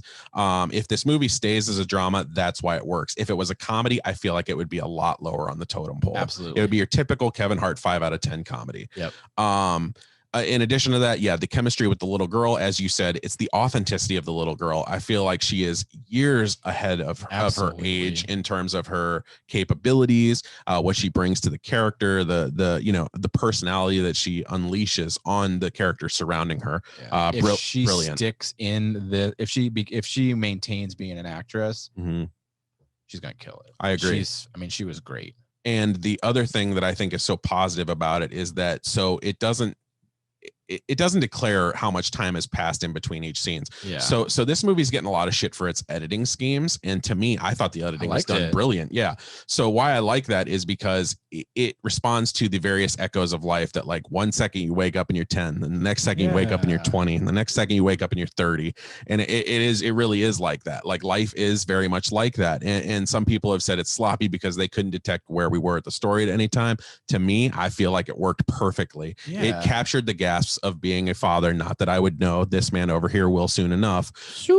But to me, I feel like any parent will tell you that that's really much how it is. Like one day you wake up and your little girl is now a teenager and you've realized that the last 13 years of her life are gone. I think to tell this story, you need those time jumps. Mm-hmm. You need to be able to capitalize on the different age realms of being a parent and what it's like raising a kid. If it was all based on her being like an infant or a toddler, it wouldn't hold the same thing. No. You seeing her evolve and her coming into her own right and her own understandings and the things that she wants and realizing, hey, I want other people. I want to be with family. You wouldn't get that if they kept her so young. Mm-hmm. So you need those jumps. And I like that it's not outlined 1 year later or 2 years later. Like you're just going along with the story and you can tell what's going on. I don't think it was done sloppily at all. No, I don't either. My only critiques, my few spare critiques here and there are, you touched on one thing. I feel like it is manipulative on a few scenes. Yeah. It's not as heavily as something like the Upside that I previously mentioned. This one's a little more restrained, which I applauded, especially considering it's a Netflix first film. Yeah. So on the second problem, and probably the bigger problem for me, is just considering that he's a one man parent. Like he doesn't have a wife to fall back on. You know, he's very much independent into where he likes to do things himself, even though the mother-in-laws like to help and all that. To me, there's no dramatic struggle in the middle. So there is the typical cliche third act breakup scene where, you know, the little girl goes her way and she goes to live with the mother-in-law and all that. There's really no good reason why that happens, which has always been my problem with the third act breakup in any movie. But to me, I feel like they could have documented a lot more of his struggles in being a parent because it's not easy. Yeah. And this movie almost makes it look a little too easy at times. Yeah, I think they play more. I think the storyline plays more to his individual life and like recouping from the loss of his wife and the love life than they do the struggle. Like the main thing that they hit on with the struggle of being a single parent is that divide of I need to raise my kid and be there for them, but I also need to live my own. And that's the only like real they touch on is him finding that struggle between those two things and not everything else that goes with being a single parent. They use the love story, to your point, pull on your heartstrings and give you that sad love story and things like that. But that was all they capitalized on. And as you said, the love story, it is charming. Like, and you do fall for it head over heels. Like I like the girl and I like their chemistry together. I feel like, you know, we approach her in the same way that the little girl approaches her, you know, in that we're getting to learn to know her. You know, we have the best interests of the little girl at heart. Like, you know, is she going to fit well into this trio? Right. And I feel like she does. And that romantic subplot, to me, it's the one thing the movie gets right. Like as far as the script gets right. Everything else, it's kind of tied together a little too easily. For my money, it's not compromising enough to where it reaches failure territory or even mediocre territory. I feel like for Netflix, this is exceptional. Considering you watch this for free at home, this is the definition of a home movie. Right. Like this is a movie you watch at home to pass 2 hours. And, you know, if it involves a couple of tissues, so be it. But yeah, I gave it a 7 out of 10. I feel like, comparing this to Luca, I feel like this is a smidge better than Luca. Wow. As far as my weekend watches go. I think that says a lot. Yeah. Especially for a direct to Netflix type movie. So do you think this would have been successful in theater? No. No, I feel like this is the very definition of a streaming movie. Yeah. To me, I like it would have gotten enough because people love Kevin Hart. They will follow him anywhere. Like his comedies do tremendously well, even though I hate a majority of them. But like I just thought like with it falling on like a Father's Day weekend, if they would have dropped this in theater, Right. it would be a family go-to Father's Day type movie, and it probably would be decent, but that would be it. That would be it. I guess to your question, I would ask, are we talking about Father's Day in 2021 or are we talking about Father's Day in 2019 or 2022? Because then the world would be normal again. That's You're true. talking a That's world true. right now that is still reeling. Theaters aren't fully 100% back to normal. That's fair. So no, I don't think it would have probably done well in this year. Yeah. Cool. Yeah, that's it. That's it for Hollywood Report 2. Cool. We got sports left. Sports, Little bit of sports. Check the score. 11-8 Suns.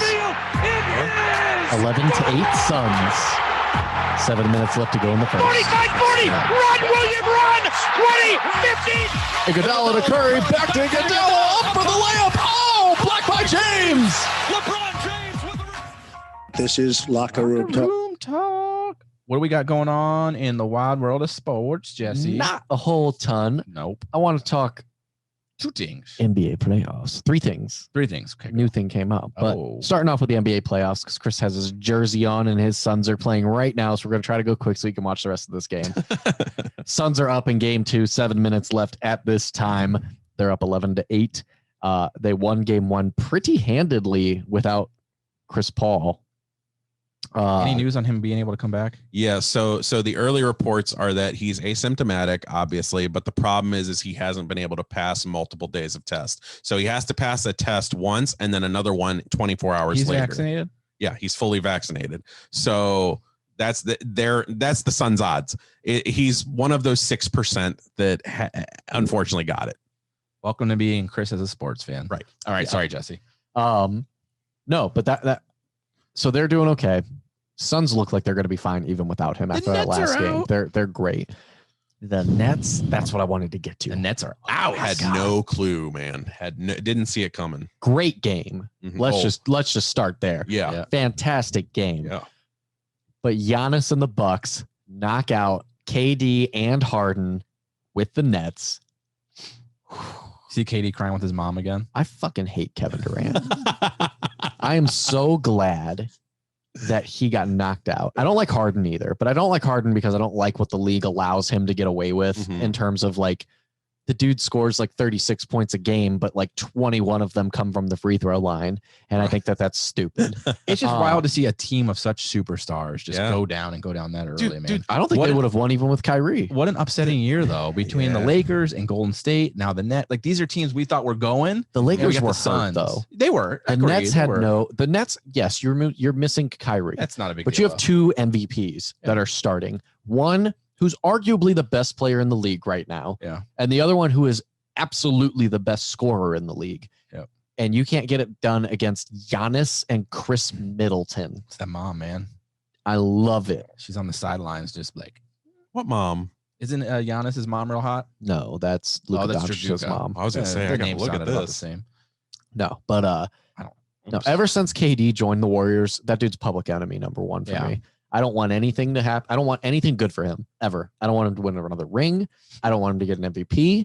I think that he's weak. I want him to lead his own team. If he'd have gone to the Nets or the Knicks, if he'd have gone to the Knicks and he'd have led them to a championship, all would be forgiven because he'd have earned it. Mm. But he decided to team up with James Harden and Kyrie Irving and try to be like the hip new team on the really nice looking basketball court up in Brooklyn that's owned by Jay-Z. And I'm glad it blew up in his face. Fuck you, KD. I had a question for you that I saw on a message board this week, and I thought it was brilliant. So, like, you take the teams in Oklahoma City, you take the teams in Golden State, and then you take the team in Brooklyn. Mhm. If LeBron instead of Kevin Durant is on those teams, how many championships does LeBron have right now? He definitely wins at least 1 with Oklahoma City. Mhm. Because all that shit with Russell Westbrook wouldn't have happened. And he would have utilized Kevin or James Harden's skill. So I definitely think he wins 1 in OKC, no question. He wins every single Golden one State. with Golden State. Because Cleveland doesn't Every- have LeBron James. Every single one. Yeah. It doesn't even matter. Even if LeBron James is cloned and he plays for Golden State, he wins every single one of those. Mhm. Even with the injuries to Klay Thompson and them, he wins against Toronto as Mhm. well. So, and then the Nets, He Yes. absolutely gets to the finals. Yes. Yeah, he probably wins because you're getting James Harden instead of Kevin Love. So people are saying, what's the problem with Durant? I don't know. The guy's a good shooter. He's a talented player. The thing is his teams that didn't do anything with all of this talent have always had the exact same problem. And it's every single player is a ball dominant player. Mm-hmm. He has to score 42. Yeah. If Kyrie was playing, it would have still been the same problem. There's no true point guard. That's what makes LeBron great, because he can run in and do it himself, or he can kick out. I think that the number one player that they should have been looking at to get to LA was Klay Thompson. Mm-hmm. That would have been a solidified ring, because there's nobody that can. He's the greatest just spot up shooter in the league. He's better than Curry at that.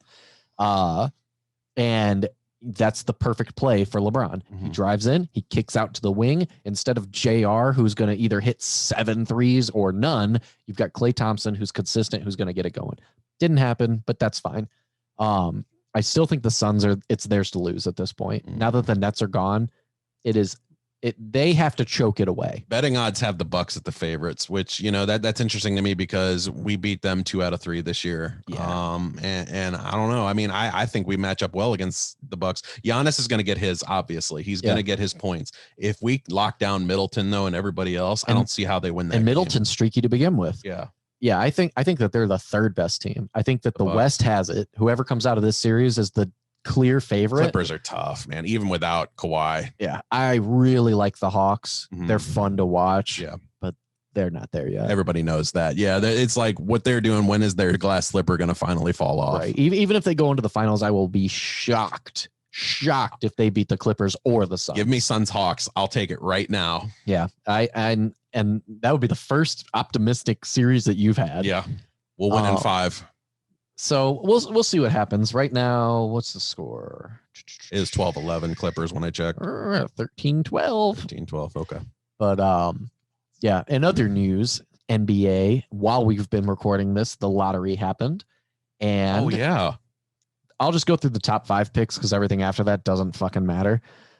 The Detroit Pistons have the first overall pick.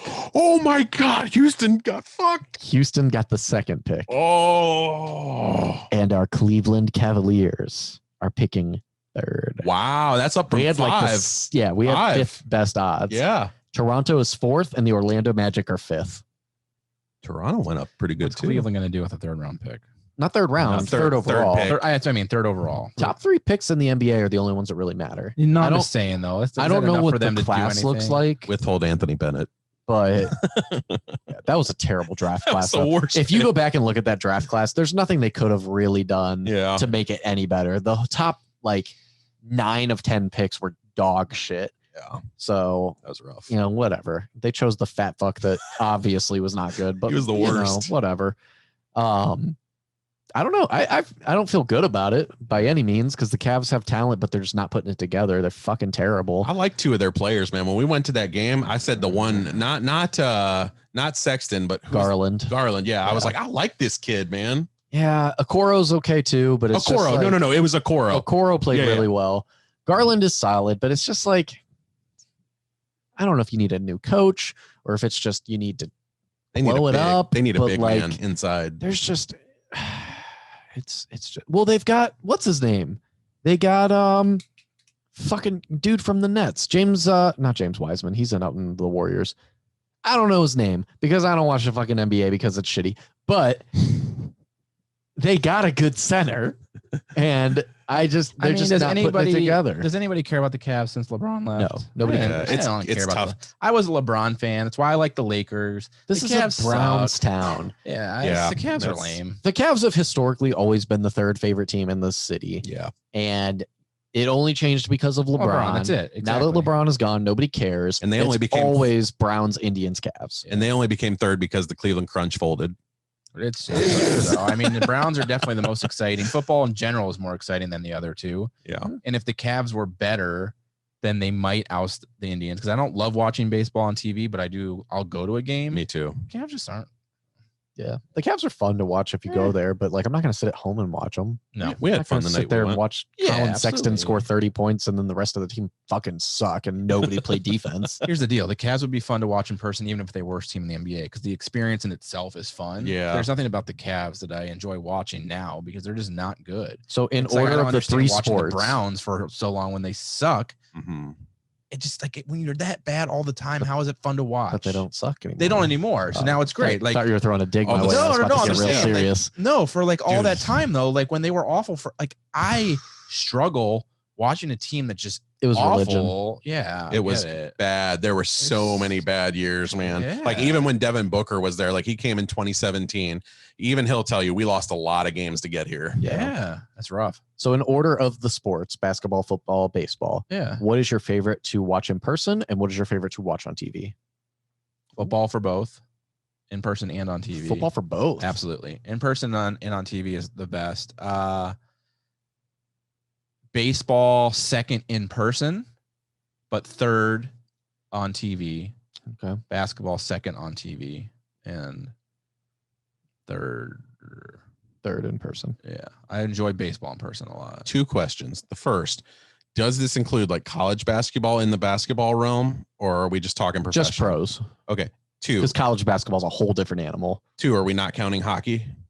Because fuck hockey. Hockey's fucking fun to watch. It is In fun to person, watch. it's I really- know. Yeah.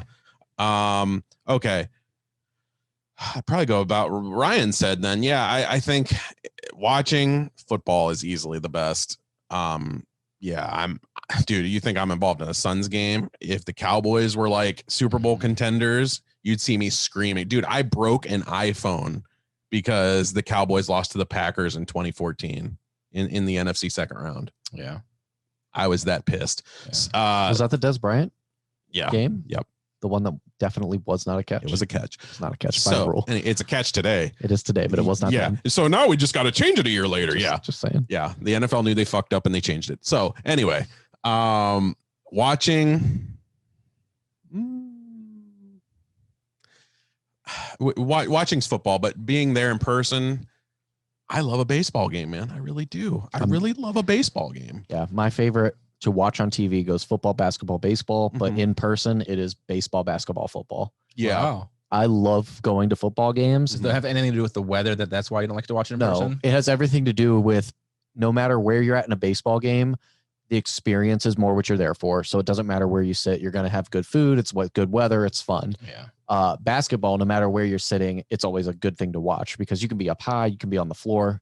It's always fun to watch. You can see everything. Yeah. Football, you've got to have good seats. Otherwise, you won't see things develop the way that they're supposed to, and you can't experience the game the same way, and you end up just watching it on the screen, which is the exact same. And they're down here and your seats are like right here. You're That's like, fair. what the fuck is going on? Yeah, so that's the only reason why I don't like it. I can still appreciate it, but like we have season tickets. You'll never see me at every single home game. Yeah. It's just not the same. I would much rather I can analyze and watch and really like get into the football game on TV. It's much better sport on TV than it is in person. I didn't know you had season tickets. That's how we got to go to the playoffs and didn't invite us. That's true. That's a good point. Baseball is just such a slow game that on TV it's miserable. Unless it's the Yeah. World Series, baseball is just awful. I like baseball on the radio. I agree. Yeah. Wow, you like it on the radio, but you don't like watching it. Yeah, because you can listen to that and it's kind of like a pastime thing, like just listening to them announce the games and like you can be doing something. That's how baseball Transformative should experience. be. Yeah. It's classic. I do like baseball on the radio. Drink a beer on the porch, nice and hot outside with the radio going. Summer. That's Nothing the but best Tom part Hamilton about watching talking it. about on the corner of. It's so great. Yeah, Yeah. that's the only reason it's second for me in person is the experience of it's nice outside, the food and everything like that, where you don't get that with basketball or football because we live in Ohio. So Oh, the food's definitely best at baseball. 100%. It's great. Like if you tailgate at football, that's fine, but that's outside source. Like I'm talking at the game. Yeah. Baseball has it down. 100%. Yeah.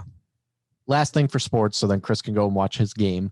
Carl Nassib, former Brown, former Buccaneer, now Las Vegas Raider, defensive end, came out as the first active NFL player to come out as gay. He went on his Instagram today, basically just came out and was like, hey, I just want to make an announcement. I'm gay. And was just like super nonchalant about it. I heard that video. Very good response from the league.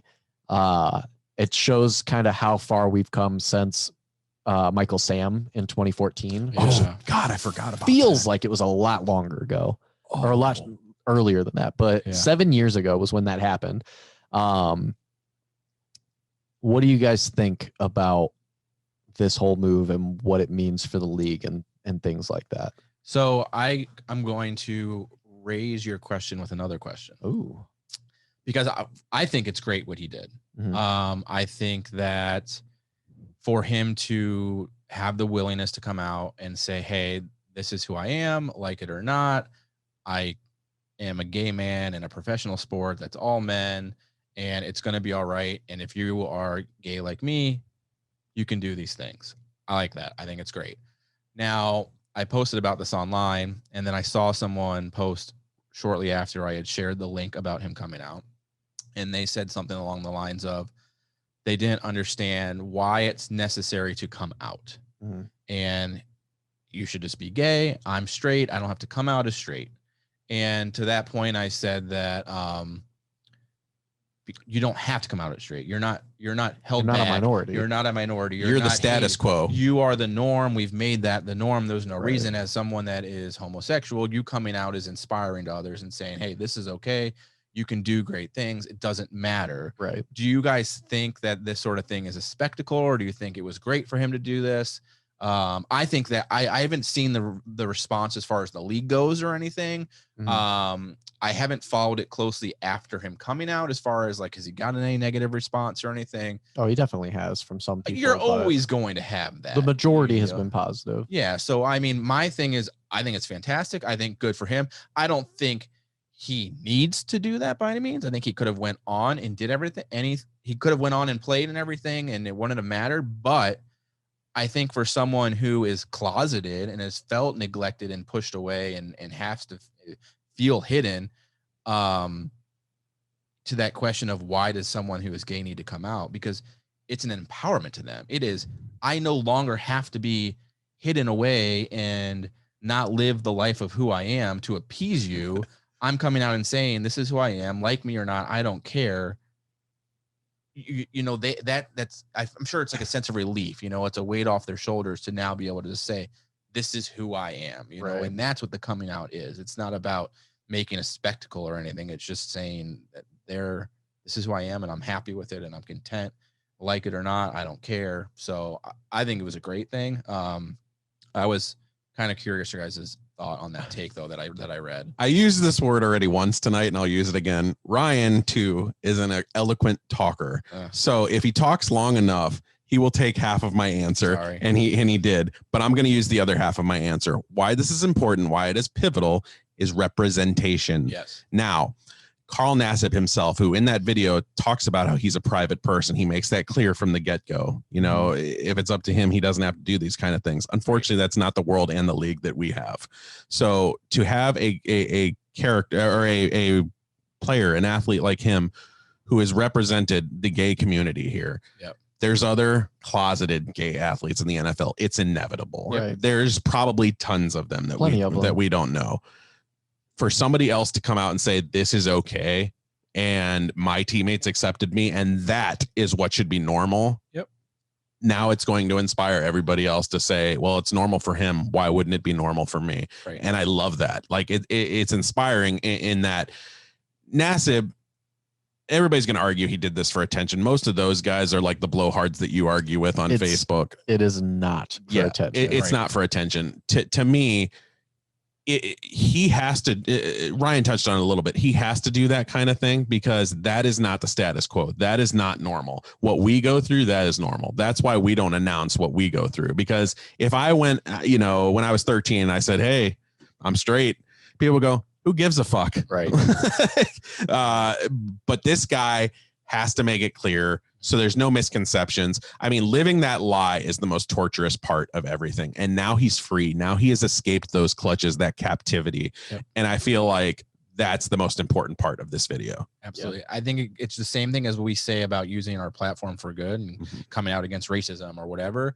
He's using his platform as, you know, being an athlete to say, I'm gay. It's okay. You can do this sort of thing. And the argument of, well, if you're straight, why don't you have to come out is no different than like, why do we have Black History Month and not White History Month? Well, we don't need to have a White History Month. We need to have a Pride Month to celebrate that because of the things that they go through. We have a Black History Month to celebrate that and to acknowledge the struggles that they've gone through. You don't need that when we're straight white men. You don't need to have that. You don't need to come out and be acknowledged. You've had it easy. It's the normal. It's the normal thing. And the fact that you don't recognize that is proving that it's the normal thing. Exactly. Like you are living in normalcy. Yeah. Yeah. I've been a big Nassib fan ever since he was in Cleveland. Like he's never been a superstar by any means, but he started a couple games for us. He was always a solid player. Mm-hmm. I was really upset when they let him go. And then Hard Knocks came out the next year after we had cut him. And the dude is funny as hell. Mm-hmm. And he had like his whole bit on like teaching the other players like financial literacy. And like he became like a viral sensation because of that. Oh, that was him. That's him. Oh, I remember that. So like I've always followed him. Like when he went to Tampa Bay, he had a really good season and I like supported him through that. So like it's just kind of cool to see somebody that I've been following that's not a superstar do this. Cause you would never know. Like he's not what people think of as like a cliche typical gay man. Like he's, you know, it's just not the cliche. Yeah. He's a jock. He seemed like a normal dude. You wouldn't have guessed. You'd been like, yeah, that's definitely a straight guy. Mm-hmm. He's an athlete, you know? And do you think that any of that was to hide who he really is? Or, I mean, I don't think not so. that there's anything wrong with being that way, but I Not wonder there's anything wrong with that. No, but do you have to feel, do you have to feel like you in that role? Do you think he had to feel like, all right, I'm going to make sure that no one suspects? I don't think so. Yeah. He's always seemed like, I don't know. I don't know anything about him. I don't know the guy personally. I followed him for like 5 years though. He seems very genuine. I don't know if he went out of his way to make it known to people, but I don't think he went out of his way to hide anything either. I think that he is who he is. And I mean, just the way that he announced it today. Hey guys, I just wanted to make an announcement. But I'm gay. Yeah. That's just who he is. Yeah. He's not gonna, you know, blow it up. He's not doing this for jersey sales, even though he's the #1 selling jersey after today. Purely coincidence. He's just simply doing this because, well, fuck it, why not? Well, you know, because that's he what finally is. got to a point in his life where he felt comfortable enough to come out and say who he really is. So he announced it, and now he knows it's out in the world, and he can be who he wants. And if he was hiding anything before or changing who he was to fit a norm before, he doesn't have to anymore. And if this was for attention, he'd do it at a press conference. 100%. He would do it in front of the lights, the camera. He did it on a fucking video on his phone. On his Instagram, Yeah. So now, looking back 7 years, Michael Sam came out during the NFL offseason leading into the draft.